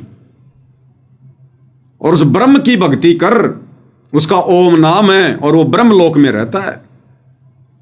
तो संगत ने कहा गुरुजी बिल्कुल ओके, बिल्कुल सही है गुरुजी, नो प्रॉब्लम, ठीक है। फिर गुरुदेव ने गीता जी में दिखाया कि बच्चों देखो ये ब्रह्म क्या कह रहा है 8वें अध्याय के 13वें श्लोक में, कि मेरा ओम नाम का मंत्र है और मेरी साधना जो करेगा वो ब्रह्म लोक में जाएगा। और फिर उस ब्रह्म ने गीता अध्याय 15 श्लोक नंबर 17 में कह दिया कि भैया मैं भी पूरा भगवान नहीं हूं, मेरे से ऊपर तो और बहुत हैं, और उत्तम पुरुष है तू अन्य परमात्मा इति उदारत है, ये लोग तरम अवश्य विभर्ति अवय ईश्वर है, कि उत्तम पुरुष तो उत्तम ब्रह्म तो कोई और ही है, परम अक्षर ब्रह्म, और उसकी जानकारी कोई तत्वदर्शी संत देगा, कोई तत्वदर्शी संत उससे जाकर पूछो। तो संगत ने बिल्कुल सहर्ष स्वीकार कर लिया कि गुरुजी बिल्कुल ओके, ऐसा ही है, ठीक है। अब उस तत्वदर्शी संत ने, यानी सतगुरु रामपाल जी ने, उस तत्वदर्शी संत ने फिर यह बता दिया सत्संग दे दे के, सुना सुना के, कि भैया कबीर भगवान है, कबीर भगवान है जो पूजा के योग्य है, सबका धारण पोषण करता है, कबीर भगवान है। तो संगत ने बिल्कुल सहर्ष स्वीकार कर लिया गुरुजी बिल्कुल ऐसा ही है, कबीर ही भगवान है, ठीक है। फिर गुरुजी ने यह भी दिखा दिया कबीर सागर में कि देखो 650 साल पहले उस कबीर ने क्या कहा था कि जब आवे 5505 तब ये वचन मेरा होगा साचा, और 12वें पंथ हम ही चल आवें, सब पंथों को मिटाकर एक पंथ चलावें। कबीर ने क्या कहा कि आगे चलकर पिछली पीढ़ी में 12वें पंथ में मैं कबीर खुद ही आऊंगा, लोगों को ज्ञान बताऊंगा, 13वां कबीर पंथ चलाऊंगा, गरीबदास के 12वें पंथ में आऊंगा। तो संगत ने बिल्कुल सहर्ष स्वीकार कर लिया कि गुरुजी बिल्कुल ऐसा ही है, कबीर जी आएंगे, ओके। अब उसके बाद सत्सेवकों ने बताना शुरू कर दिया कि देखो भाई 12वें पंथ में कौन आया है कबीर, 13वां पंथ आकर किसने चलाया, ये है कबीर संत रामपाल जी, ये है वो भगवान जो स्वयं आ गए हैं, जो उन्होंने 650 साल पहले बात कही थी कि 12वें पंथ में हम ही चलावें, सब पंथों को मिटाकर एक पंथ चलावें। तो भाई देख लो संगत वालों, 17 फरवरी 1988 को आदरणीय गरीबदास जी के 12वें पंथ में बिल्कुल लास्ट टाइम पर जो वो पंथ समाप्त होने वाला था, वो कबीर आ चुका है संत रामपाल जी के रूप में, और जो 13वां पंथ चलाने की बात कह रहा था, देख लो 1994 में उन्होंने 13वां पंथ शुरू कर दिया। अब इनके ये बात गले नहीं उतर रही, इनके खांसी हो जाती है फिर यहां पर खिच खिच, ना ना ना ये नहीं हो सकता, संत रामपाल जी कबीर नहीं हो सकते, ये पूर्ण ब्रह्म नहीं हो सकते, और सब बातें ठीक है तुम्हारी, लेकिन संत रामपाल जी पूर्ण ब्रह्म नहीं हो सकते, कबीर नहीं हो सकते।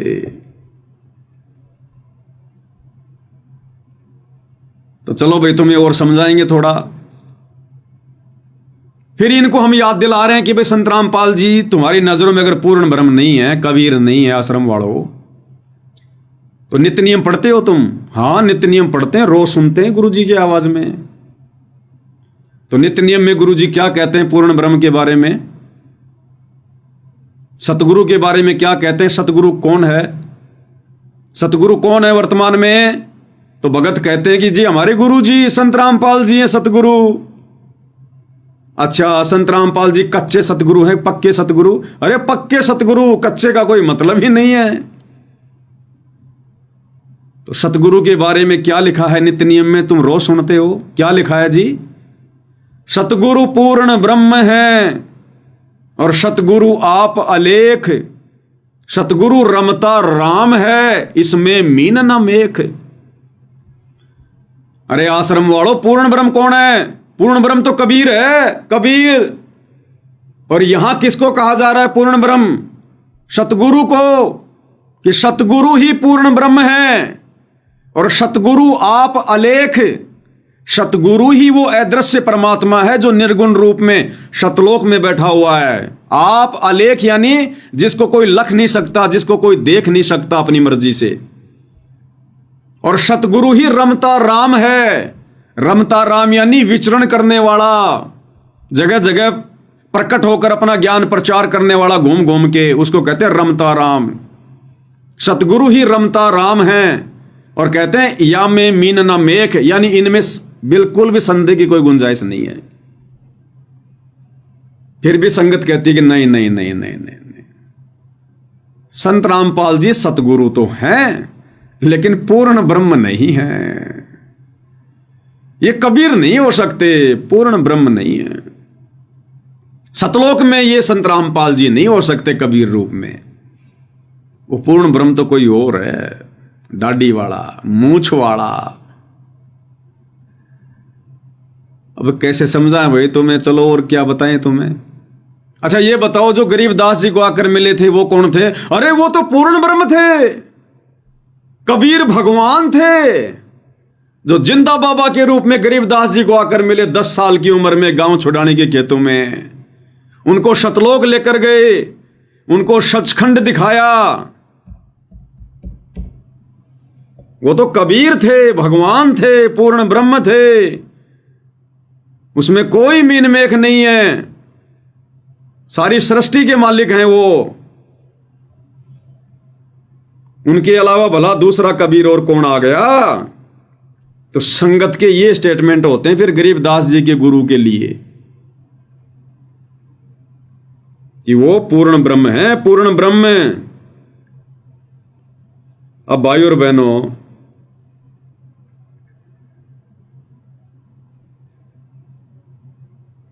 अब गुरुदेव भगवान ने क्या बताया विशेष संदेश में?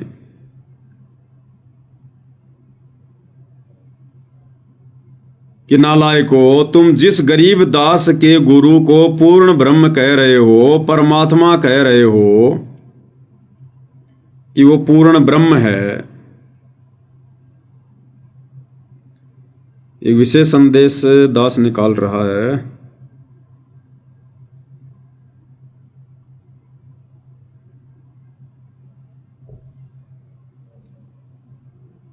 कि जो गरीबदास जी को मिले थे वो तो पूर्ण ब्रह्म है, पूर्ण ब्रह्म कबीर हैं, कोई मीन मेख नहीं है। अब भाई और बहनों, विशेष संदेश में गुरुदेव भगवान ने क्या कहा कि नालायक, वो गरीबदास को जो आकर मिला था, जो गरीबदास का गुरु था, जिंदा बाबा, अरे मैं वही तो हूं। अरे तुम्हारा गुरु रामपाल मैं वही तो हूं जो तुम्हारे सामने प्रत्यक्ष प्रकट हूं, और गरीबदास जी के समय भी मैं ही था। क्या कहा गुरुदेव ने विशेष संदेश में? तो क्या बताते हैं? उत्तर दक्षिण पूर्व पश्चिम फिरता दाने दाने लो, और सर्व कला सतगुरु साहिब की, हरि आए हरियाणे। गरीबदास जी के समय आए थे, बारे भाई प्रगट सामने था रे, पहचाने जात पहचान लियो। गरीबदास जी के समय आए थे, बारे भाई प्रगट सामने था रे, पहचाने जात पहचान लियो। गरीबदास जी के समय आए थे, बारे भाई प्रगट सामने था रे, पहचाने जात पहचान लियो। क्या कह रहे हैं सतगुरु रामपाल जी विशेष संदेश नंबर 75 में? कि भाई गरीबदास जी के समय आए थे और आज तुम्हारे सामने प्रत्यक्ष प्रकट हैं। पिछाने जाए तो पिछाड़ लो भाई, पिछाने जाए तो पिछाड़ लो। अब संगत थोड़ा सा सोचने पर मजबूर होती है कि भाई हम तो गरीबदास जी के गुरु को पूर्ण ब्रह्म मान रहे हैं, कबीर मान रहे हैं, और यहां तो गुरुदेव ने जेल से जो संदेश भेजे हैं 75 नंबर विशेष संदेश में साफ साफ कह दिया कि वो मैं तो हूं जो गरीबदास का गुरु बन के आया था। कि भाई गरीबदास जी के समय आए थे और आज तुम्हारे सामने प्रत्यक्ष प्रकट है, पहचाने जाए तो पहचान लो। लेकिन फिर संगत के मन में आती है कि ये पूर्ण ब्रह्म तो चलो ठीक है, पर ये वो पूर्ण ब्रह्म नहीं हो सकता जो शतलोक में बैठा है, शतलोक में। तो फिर हम सच्चे वगैन को समझाते हैं, तुम संध्या आरती भी करते हो नहीं करते? हां करते हैं ना संध्या आरती। कैसे करते हो? अरे गुरुजी का ऑडियो वीडियो चला के करते हैं, काम भी करते हैं और संध्या आरती भी करते हैं। तो नालायको, उसी संध्या आरती में जब पेज नंबर 58 पे हम जाते हैं, 58 पेज नंबर पर संध्या आरती में, अब आश्रम वालों की तो पता नहीं कितने पेज नंबर है, लेकिन सात संगत वाली तो 58 पेज नंबर है। तो जब 58 पेज नंबर पे जाते हैं तो इसमें क्या वाणी आ रही है कि पूर्ण ब्रह्म कौन है, सतलोक में कौन बैठा है? अनंत कोटि जाके बाजे बाजें और पूर्ण ब्रह्म अमरपुर साजें। अरे अभी तुमने मान तो लिया था कि गरीबदास जी के गुरु पूर्ण ब्रह्म है, और अब तुम्हारे को गुरुदेव भगवान के मुख कमल से वीडियो सुना दिया, ऑडियो इसार जेल वाला, कि भाई गरीबदास जी के समय आए थे और अब तुम्हारे सामने प्रत्यक्ष प्रकट हैं, पहचान सको तो पहचान लो। तो कौन हुए फिर पूर्ण ब्रह्म वर्तमान में? सतगुरु रामपाल जी हुए ना। हां, तो शतलोक में फिर कौन बैठा है? इस वाणी के अनुसार पूर्ण ब्रह्म, अनंत कोटि जाके बाजे बाजे, पूर्ण ब्रह्म अमरपुर साजें। फिर भी संगत का थोड़ा पेटा सा नहीं भरता कि नहीं नहीं नहीं, नहीं मजा नहीं आया, पूरी तरह से मजा नहीं आया। कोई और हमारे जैसा कोई भगत कहे तब बात बने। ये सत्सेवकों की बात नहीं मानेंगे, कोई आश्रम वाला कहे ना ये बात भगत कि भाई सतलोक में गुरुजी बैठे हुए हैं, तब बात बनाए। ऐसे ऐसे तो पूर्ण ब्रह्म नहीं। अब इनको भाई और बहनों इन्हीं के भक्तों के एंट्री सुना देते हैं, आश्रम वालों के, क्योंकि हमारे ऊपर तो ये विश्वास करते नहीं है। तो आश्रम वालों के सुना देते हैं भाई और बहनों। कम से कम उनकी बात मान के भी अगर इनकी बुद्धि ठिकाने आ जाए तो इन भोली आत्माओं का भला हो जाए, इनका भला हो जाए अगर इनकी बात भी मान लेंगे तो। अगर ये तो भाई तुम्हें आश्रम वालों के एक दो इंटरव्यू सुना देते हैं। ये इंटरव्यू हमने तो बनाए नहीं, हम तो इनको जानते भी नहीं। इन सतलोक आश्रमों में इन्होंने इंटरव्यू दिए हैं। तो ये आश्रमों से जुड़ी एक बहन है, ये बहन ही तुम्हें बताएगी भाई कम से कम इनकी बात तो मान लेना। अगर सत्सेवकों की नहीं मानो तो इन आश्रमों से जुड़े हुए लोगों की तो मान लो। ये बहन कह रही है मैं सतलोक में गई थी, मुझे गुरुजी लेकर गए थे, और सतलोक के सिंहासन पर कौन बैठे हुए थे? मुझे गुरुजी लेकर गए, और जब मैंने वहां देखा कबीर साहिब बैठे वहां सिंहासन पर, और संत रामपाल जी उसके ऊपर चवर कर रहे हैं, तो मेरे मन में आया कि ये है कबीर भगवान जिस पर संत रामपाल जी चवर कर रहे हैं। फिर मैं क्या देखती हूं, वो कबीर भगवान दाढ़ी मूंछ वाला जिसको मैं कबीर मान रही थी वो खड़ा हुआ, और संत रामपाल जी सिंहासन पर बैठ गए। और उसके बाद में वो दाढ़ी मूंछ वाला कबीर संत रामपाल जी पे चवर कर रहा है, और थोड़ी देर बाद में दाढ़ी मूंछ वाला संत रामपाल जी के अंदर समा गया, अकेले संत रामपाल जी बच गए। फिर मेरी आंखें खुली, ओ हो ये तो संत रामपाल जी पूर्ण परमात्मा हैं, कबीर जी हैं। महाराज जी ने मुझे कबीर साहिब जी के सिंहासन के पास ले गए, और वहां पर बंदीछोड़ सतगुरु रामपाल जी महाराज जी कबीर साहिब के सिंहासन के साइड में खड़े हो गए, और मैं उनके सामने कबीर साहिब के सामने खड़ी थी। तो क्या हुआ, देखते ही देखते क्या हुआ कि बंदीछोड़ सतगुरु रामपाल जी महाराज कबीर साहिब के शरीर में समा गए, और फिर अकेले कबीर परमात्मा रह गए। फिर कबीर परमात्मा का शरीर बंदीछोड़ सतगुरु रामपाल जी महाराज जी के रूप में चेंज हो गया। फिर बंदीछोड़ सतगुरु रामपाल जी महाराज जी कबीर साहिब के रूप में चेंज हो गए। फिर तब मुझे वहां पर समझ आया कि जो बंदीछोड़ सतगुरु रामपाल जी महाराज जी हमारे बीच यहाँ धरती पर रह रहे हैं, यही खुद कबीर परमात्मा है, और यही भगवान है जिसे मैं बचपन से तलाश रही। धन्यवाद बहन जी, मंद बुद्धियों को समझाने के लिए, अगर समझ जाएंगे तो भाई ये सतलोक आश्रमों से जुड़ी बहन है। इंटरव्यू देने वाली भी तुम्हारी बहन, इंटरव्यू लेने वाले भी तुम्हारे भाई, और इन इंटरव्यू को तुम टीवी चैनलों पर चलाते हो। और फिर भी तुम्हें यदि यकीन नहीं है कि ये बहन जो कह रही है वो सही होगा, तो फिर ये सत्संग सुनना छोड़ दो। फिर ये इंटरव्यू टीवी चैनल पर क्यों चलाते हो? क्यों भक्तों का पैसा बर्बाद करते हो? फिर तुम, जब तुमने विश्वास ही नहीं है इन इंटरव्यू पर, क्यों फिर भक्तों का पैसा बर्बाद कर रहे हो? क्यों तुम अपने समाज से बर्बाद कर रहे हो? क्यों फिर तुम ये भक्ति कर रहे हो? तो क्लियर कर दिया इस बहन ने। ऐसे बहुत सारे इंटरव्यू मेरे पास में, हर बार सुनाता हूं आप भाई बहनों को कि सतलोक के सिंहासन पर कौर बैठे हुए हैं। तो ये सारी बातें देख के फिर इन आश्रम वालों को भाई और बहनों इतनी तो समझ में आ जाती है कि भाई दाल में कुछ काला है, दाल में कुछ काला है।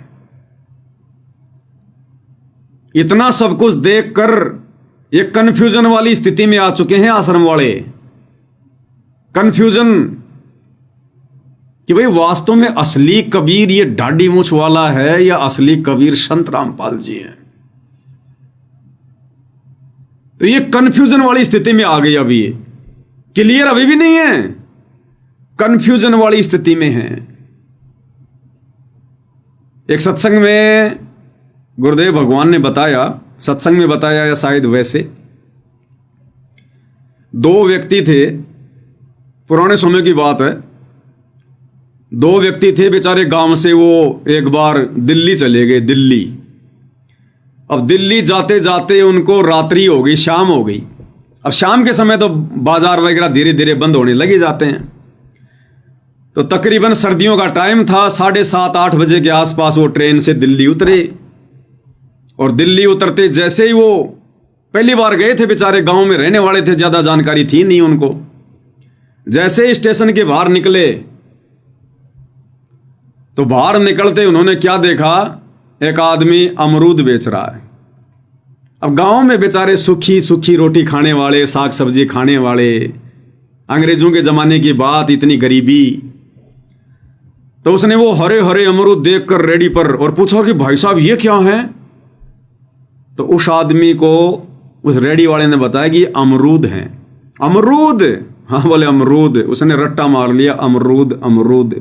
कि गांव वाले पूछेंगे, उनको बताना भी तो पड़ेगा ना, तो क्या क्या देख के आया दिल्ली में। थोड़ा सा आगे गया तो एक आदमी हाथी लेकर जा रहा था। उसने देखा, अरे ये क्या है भाई, हमारे गांव की भैंसों से भी बड़ा, ऊंट से भी बड़ा, ये क्या है भाई? उसने पूछा, अरे भाई ये क्या है? बोले हाथी है, हाथी। हाथी? बोले हाँ हाथी है ये। और ज्यादा अंधेरा हो गया। वो बेचारा जहां गया था अपना काम धाम करके, रात को ही वापस ट्रेन में बैठ के गांव आ गया।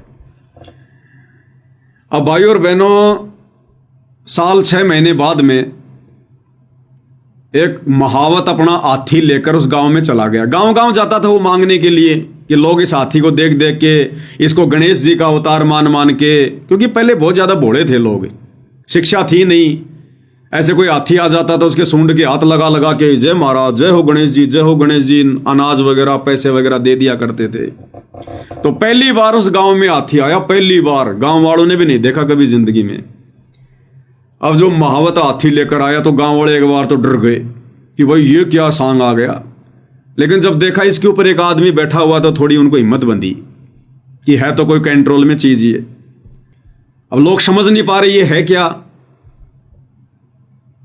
तो एक आदमी ने कहा, वो दिल्ली गया था ना वो रामचंद्र, उसको लाओ बुला के, वो बताएगा। तो लोग उसको लाए बुला के। अब वो भी कंफ्यूज हो गया वो भी बेचारा कंफ्यूज हो गया। अब भाई और बहनों, उसने क्या किया, हाथी के चारों तरफ यूं घूमने लगा, देखने लगा यूं बड़े गौर से, बड़े गौर से। तो गांव वालों ने कहा, तू बताता क्यों नहीं, तू दिल्ली गया था, के है यो? तो उस रामचंद्र ने कहा बड़ा ध्यान से यूं, मतलब सोच विचार के, बोला भाई गांव वालों, 100% तो ये हाथी है, 100% तो ये हाथी है। और अगर ये हाथी नहीं है तो अमरूद में तो कोई शक ही नहीं है बोला 100% तो यो हाथी है। अगर 1% हाथी नहीं हुआ तो अमरूद में तो कोई शक ही नहीं है, अमरूद तो फिर ये है ही है। क्योंकि बेचारे ने दो ही चीज देखी थी, हाथी और अमरूद। तो कंफ्यूज हो गया वो, कई दिन की बात हो गई, भूल गया हाथी कौन सा था और अमरूद कौन सा था। तो सोच समझ के विचार किया, बोले भाई 100% तो ये हाथी है। अगर हाथी नहीं हुआ तो अमरूद में तो फिर कोई शक ही नहीं है, अमरूद तो ये पक्का है। तो भाई और बहनों, इन आश्रम वालों को तो इन सत्संगों में, बेचारी भोली भाली आत्माओं को इन समागमों में केवल एक ही चीज पढ़ाई जाती है, एक ही चीज, पवन दास गुरुद्रोही, पवन दास गुरुद्रोही। गुरुद्रोही की पैड़ पर जप गावे बीर, 84 निश्चय पढ़े सतगुरु कहें कबीर। बस ये दो बातें इनको रटा रखी हैं, दो बातें, इससे ज्यादा इनको कुछ नहीं पता इनको। तो ये कंफ्यूज तो हो गए सात संगति की वीडियो देख देख के। इतना तो इनके अंदर सिस्टम थोड़ा हिल गया कि यो सौदा के है, यो असली भगवान दाढ़ी मूंछ वाला है, सतगुरु रामपाल जी है। लेकिन कन्फर्म ये अभी भी नहीं हो पा रहे यो हाथी है का अमरूद है। तो भाई और बहनों, हाथी तो हाथी रहेगा, हाथी तो हाथी रहेगा, और अंत में मानने में भलाई है। तो भाई और बहनों, अभी इनके भाग्य के ऊपर है, इनके संस्कार के ऊपर है, क्योंकि सकल पदार्थ है जगमाही और भाग बिना नर पावत नाही। तो ये इतना आसान नहीं है इस कबीर भगवान को समझना, इसको पहचानना। भाई और बहनों, बड़ा मुश्किल काम है। अब ये तो अपनी मान बड़ाई में फंसे हुए हैं भाई और बहनों, देखा देखी में फंसे हुए हैं। और परमात्मा अपनी वाणी में क्या कहते हैं ये मान सम्मान के भूखे लोगों के लिए, कि ये मान गुमान छोड़ मेरे मनवा, तत्व भेद तब दर्श है। ये मान गुमान छोड़ मेरे मनवा, मान यानी सम्मान और गुमान यानी अभिमान, अहंकार। गुरुदेव के आदेश हैं परमात्मा के कि मान गुमान छोड़ मेरे मनवा, तत्व भेद तब दर्श है। कि जब तक तेरे अंदर से ये मान सम्मान की चाहत, ये अहंकार और मान बढ़ाई नहीं जाएगी, तब तक तुझे तत्व ज्ञान समझ में नहीं आएगा, तुझे सतगुरु के भगवान के रूप में दर्शन नहीं होंगे, तो अपने जैसा मानुष ही मानेगा। तो ये लितानी गांव के अंदर ये सतलोक आश्रम वाले जो ये सोल वगैरह सम्मान के रूप में स्वीकार कर रहे हैं, अभी तो इनमें मान बढ़ाई की भूख है। इन्होंने पकड़ भी कैसे लिए, वो सोल पकड़ भी कैसे लिए। चलो गांव वाले तो भाई उनको तत्व ज्ञान नहीं है, उन्होंने तो ये सोचकर भैया इन्होंने हमारे गांव की मदद की है, इनका सम्मान करो। कोई और मदद करते हो तो उनका भी सम्मान करते। लेकिन तुम लोगों ने वो चद्दर अपने हाथों में कैसे पकड़ ली? तुम्हारे हाथ क्यों नहीं कट गए उस समय? क्या उदाहरण पेश कर दिया तुम लोगों ने, अपना मजाक बनवा लिया तुमने भगत समाज के सामने। अरे वर्तमान के 90% भक्तों की आंखें बंद है, तो इसका मतलब ये थोड़ी है कि आने वाले समय में भी भक्तों की आंखें ऐसी बंद रहेंगी। लोग हंसा करेंगे तुम्हारी मूर्खता पर इन वीडियो को देख देख के। तो परमात्मा कहते हैं मान गुमान छोड़ मेरे मनवा, तत्व भेद तब दर्श है। और प्रेम भाव सतगुरु में हो जा, तब सहज अमृत बरस है। और जब तक तेरा प्रेम, तेरा प्यार एकमात्र अपने गुरुदेव भगवान में नहीं होगा, तब तक तेरी बात नहीं बनेगी। तो अभी तक तो इनके 5-5 पति हैं। दाढ़ी मूंछ वाले कबीर जी जून के महीने में उसको पति मान के उसका प्रकट दिवस, फिर गरीबदास जी का बोध दिवस मनाकर उसको अपना पति मना लेते हैं। इनके दरबार में फिर दादा गुरु की फोटो रखी रहती है, वो इनका पति, क्योंकि दंडवत करते हैं सबको। पंडित चिदानंद जी जिसकी शकल नहीं देखी, जिसका कोई सत्संग नहीं सुना, उसकी भी दरबार में फोटो लगा रखी है, वो भी इनका पति। 4 और बीच में संत रामपाल जी को बैठा रखा है। तो इनके तो 5-5 पति हैं। इनका प्रेम भाव कहां से उपजेगा? सतगुरु में। और जिन्हें सार शब्द पाया नहीं, वो सतलोक जानने तरस है। सार शब्द यानी सतगुरु की पहचान है, सतगुरु की पहचान है।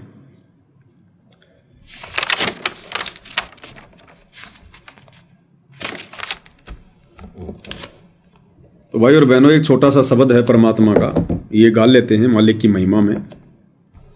खुलासा इसका पहले हो चुका है परमात्मा जी के आशीर्वाद से। बंदी छोड़ सतगुरु रामपाल जी परमेश्वर जी की जय हो। मुक्ति का मार्ग जोर है, कोई देखो सत्संग करके। मुक्ति का मार्ग जोर है, कोई देखो सत्संग करके, कोई देखो सत्संग करके, कोई देखो सत्संग करके, मुक्ति का मार्ग जोर है, कोई देखो सत्संग करके। सत्संग किया था बजरंगी ने मुनिंदर जी के संग में, सत्संग किया था बजरंगी ने मुनिंदर जी के संग में। कहें मुनिंदर सुनो हनुमाना, तुम उलझे झूठे रंग में। कहें मुनिंदर सुनो हनुमाना, तुम उलझे झूठे रंग में। ये 30 करोड़ राम हो जालिए जीत जीत के जंग ने, ये 30 करोड़ राम हो जालिए जीत जीत के जंग ने। देखा सतलोक नजारा था, विधि पूछी पैर पकड़ के, विधि पूजी पैर पकड़ के, विधि पूजी पैर पकड़ के। मुक्ति का मार्ग जोर है, कोई देखो सत्संग करके, मुक्ति का मार्ग जोर है, कोई देखो सत्संग करके। जोग जीत के सत्संग में एक दिन आ गए कागभूषंडा, जोग जीत के सत्संग में एक दिन आ गए कागभूषंडा। मुझे ऐसा मार्ग नहीं मिला, मैं फिर लिया नौ खंडा।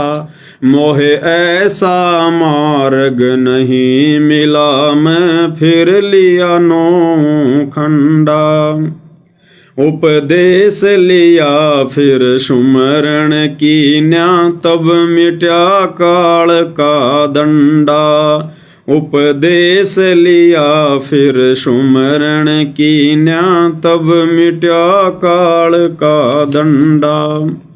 वो करे अधीनी बंदगी, सतगुरु चरणा के माँ पढ़ के, सतगुरु चरणा के माँ पढ़ के, सतगुरु चरणा के माँ पढ़ के।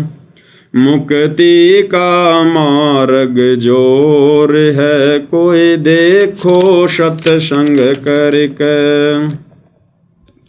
सत्संग किया था परमेश्वर ने पक्षी राज गरुड़ से, सत्संग किया था परमेश्वर से पक्षी राज गरुड़ ने।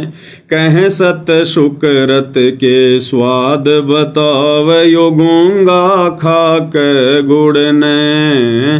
कह सत शुक्रत के स्वाद बताव यो गूंगा खाक गुड़ ने। अकड़ घनी थी ज्ञान की फिर लागी गर्दन मुड़ने। अकल घनी थी अकड़ घनी थी ज्ञान की फिर लागी गर्दन मुड़ने। शत उपदेश लेवे सतगुरु जी से तब सूरत अगम को सरक। तब सूरत अगम को सरक। तब सूरत अगम को सरक। मुक्ति का मार्ग जोर है कोई देखो सत्संग करके। मुक्ति का मार्ग जोर है कोई देखो सत्संग करके। साहेब कबीर ने नानक जी से कही अगम की वाणी। साहेब कबीर ने नानक जी से कही अगम की वाणी। कह नानक मैं तो वाको मानो जिसकी ज्योत स्वरूप निशानी। कह नानक मैं तो वाको मानो जिसकी ज्योत स्वरूप निशानी। नानक जी भी इसी बात पे अड़ गए थे कि मैं नहीं मानता किसी और को भगवान, मैं तो उसी को मानूंगा जिसकी ज्योत स्वरूप निशानी, जो मेरे ध्यान में ज्योतियां आती है, प्रकाश ही प्रकाश आता है। वैसे ही भाई और बहनों, ये नादान सतलोक आश्रमों से जुड़ी संगत सात संगति के अभाव में अड़ी हुई है कि हम तो उसी को भगवान मानेंगे, परमात्मा मानेंगे जो दाढ़ी मूछ वाला है, हम नहीं मानेंगे संत रामपाल जी को। कह नानक मैं तो वाको मानू जिसकी ज्योत स्वरूप निशानी। देखी सतलोक की चांदनी तब ज्योति फीकी मानी। देखी सतलोक की चांदनी तब ज्योति फीकी मानी। वाहे गुरु सतनाम कहा था उन गणी उमंग में भर के। उन घणी उमंग में भर के। उन घणी उमंग में भर के। मुक्ति का मार्ग जोर है कोई देखो सत्संग करके। मुक्ति का मार्ग जोर है कोई देखो सत्संग करके। ब्रह्मा विष्णु महेश ने किया सत्संग गरुड़ के साथा। ब्रह्मा विष्णु महेश ने किया सत्संग गरुड़ के साथा। तीनों देवान्यु कहन लगे हम सर्वलोक विधाता। तीनों देवा न्यू कहन लगे हम सर्वलोक विधाता। गरुड़ कहे ये बालक मर गया इसे जीवा द्यो दाता। गरुड़ कहे ये बालक मर गया इसे जीवा द्यो दाता। नहीं जिया तब कहन लगे ये तो हाथ परम ईश्वर के। ये तो हाथ परम ईश्वर के। ये तो हाथ परम ईश्वर के। मुक्ति का मार्ग जोर है कोई देखो सत्संग करके। मुक्ति का मार्ग जोर है कोई देखो सत्संग करके।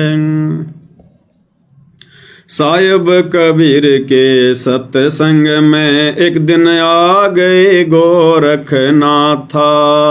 साहिब कबीर के सत्संग में एक दिन आ गए गोरखनाथा। वो सिद्धि बल से बोलता सतगुरु कहें ज्ञान की बातां। वो सिद्धि बल से बोलता सतगुरु कहें ज्ञान की बातां। जब पूर्ण सिद्धि दिखलाई तब नाथ जी रगड़ा माथा। जब पूर्ण सिद्धि दिखलाई तब नाथ जी रगड़ा माथा। गोरख ने भेद शब्द का पाया सतगुरु चरणा बीच पसर के।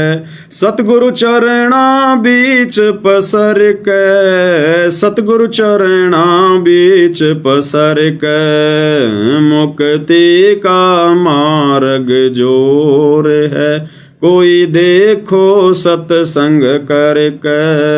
मुक्ति का मार्ग जोर है कोई देखो सत्संग करके। सत्संग हुआ था सामन के घर कैसी हुई सतगुरु मेहमानी। सत्संग हुआ था सामन के घर, कैसी हुई सतगुरु में मानी। अन्न नहीं था प्रसाद को तब चोरी करण की ठानी। अन्न नहीं था खान को तब चोरी करण की ठानी। सतगुरु सेवा कारण लई खुद लड़के की प्राणी। सतगुरु सेवा कारण लई स्वयं लड़के की प्राणी। भगत वो पाड़ा जीत गए जो हुए आश्रय सतगुरु के। जो हुए आश्रय सतगुरु के। जो हुए आश्रय सतगुरु के। मुक्ति का मार्ग जोर है कोई देखो सत्संग करके। मुक्ति का मार्ग जोर है कोई देखो सत्संग करके। ये मान गुमान छोड़ मेरे मनवा तत्व भेद तब दर्श। ये मान गुमान छोड़ मेरे मनवा तत्व भेद तब दर्श। प्रेम भाव सतगुरु में हो जा तब सहज अमृत बरस। प्रेम भाव सतगुरु में हो जा तब सहज अमृत बरस। जिन सार शब्द पाया नहीं वो शतलोक जानने तरस। यानी जिसको सतगुरु की पहचान नहीं हुई उसको कहते हैं सार शब्द पाना। जिन सार शब्द पाया नहीं वो शतलोक जानने तरस। कहें कबीर मुक्ति को पाले हरदम सतगुरु नाम सुमर के। हरदम सतगुरु नाम सुमर के। हरदम सतगुरु नाम सुमर के। मुक्ति का मार्ग जोर है कोई देखो सत्संग करके। मुक्ति का मार्ग जोर है कोई देखो सत्संग। बंदी छोड़ सतगुरु रामपाल जी परमेश्वर जी की जय हो। तो भाई और बहनों, पूज्य गुरुदेव भगवान के आशीर्वाद से आज की सात संगति में केवल इतना ही। परमेश्वर हम सभी आत्माओं को सद्बुद्धि दे, आशीर्वाद दे, हमारा मार्गदर्शन करे। जिस प्रकार से काल के जाल में आश्रम वाले भाई बहन फंसे हुए हैं, भटके हुए हैं, ऐसे परमेश्वर इस काल बली से हमारी रक्षा करे, हमारी सुरक्षा करे और हमें भक्ति की ऊंचाइयों पर बैठाए और इसी मनुष्य जन्म में परमेश्वर हमें मोक्ष प्रदान करे। एकमात्र यही कामना में सभी सत्सेवक भाई बहनों की गुरुदेव भगवान से है। तो आज की सात संगति में केवल इतना ही। कल परमात्मा फिर मौका देंगे, फिर भगत भाई बहनों के बीच में हाजिर होंगे। बंदी छोड़ सतगुरु रामपाल जी परमेश्वर जी की जय हो।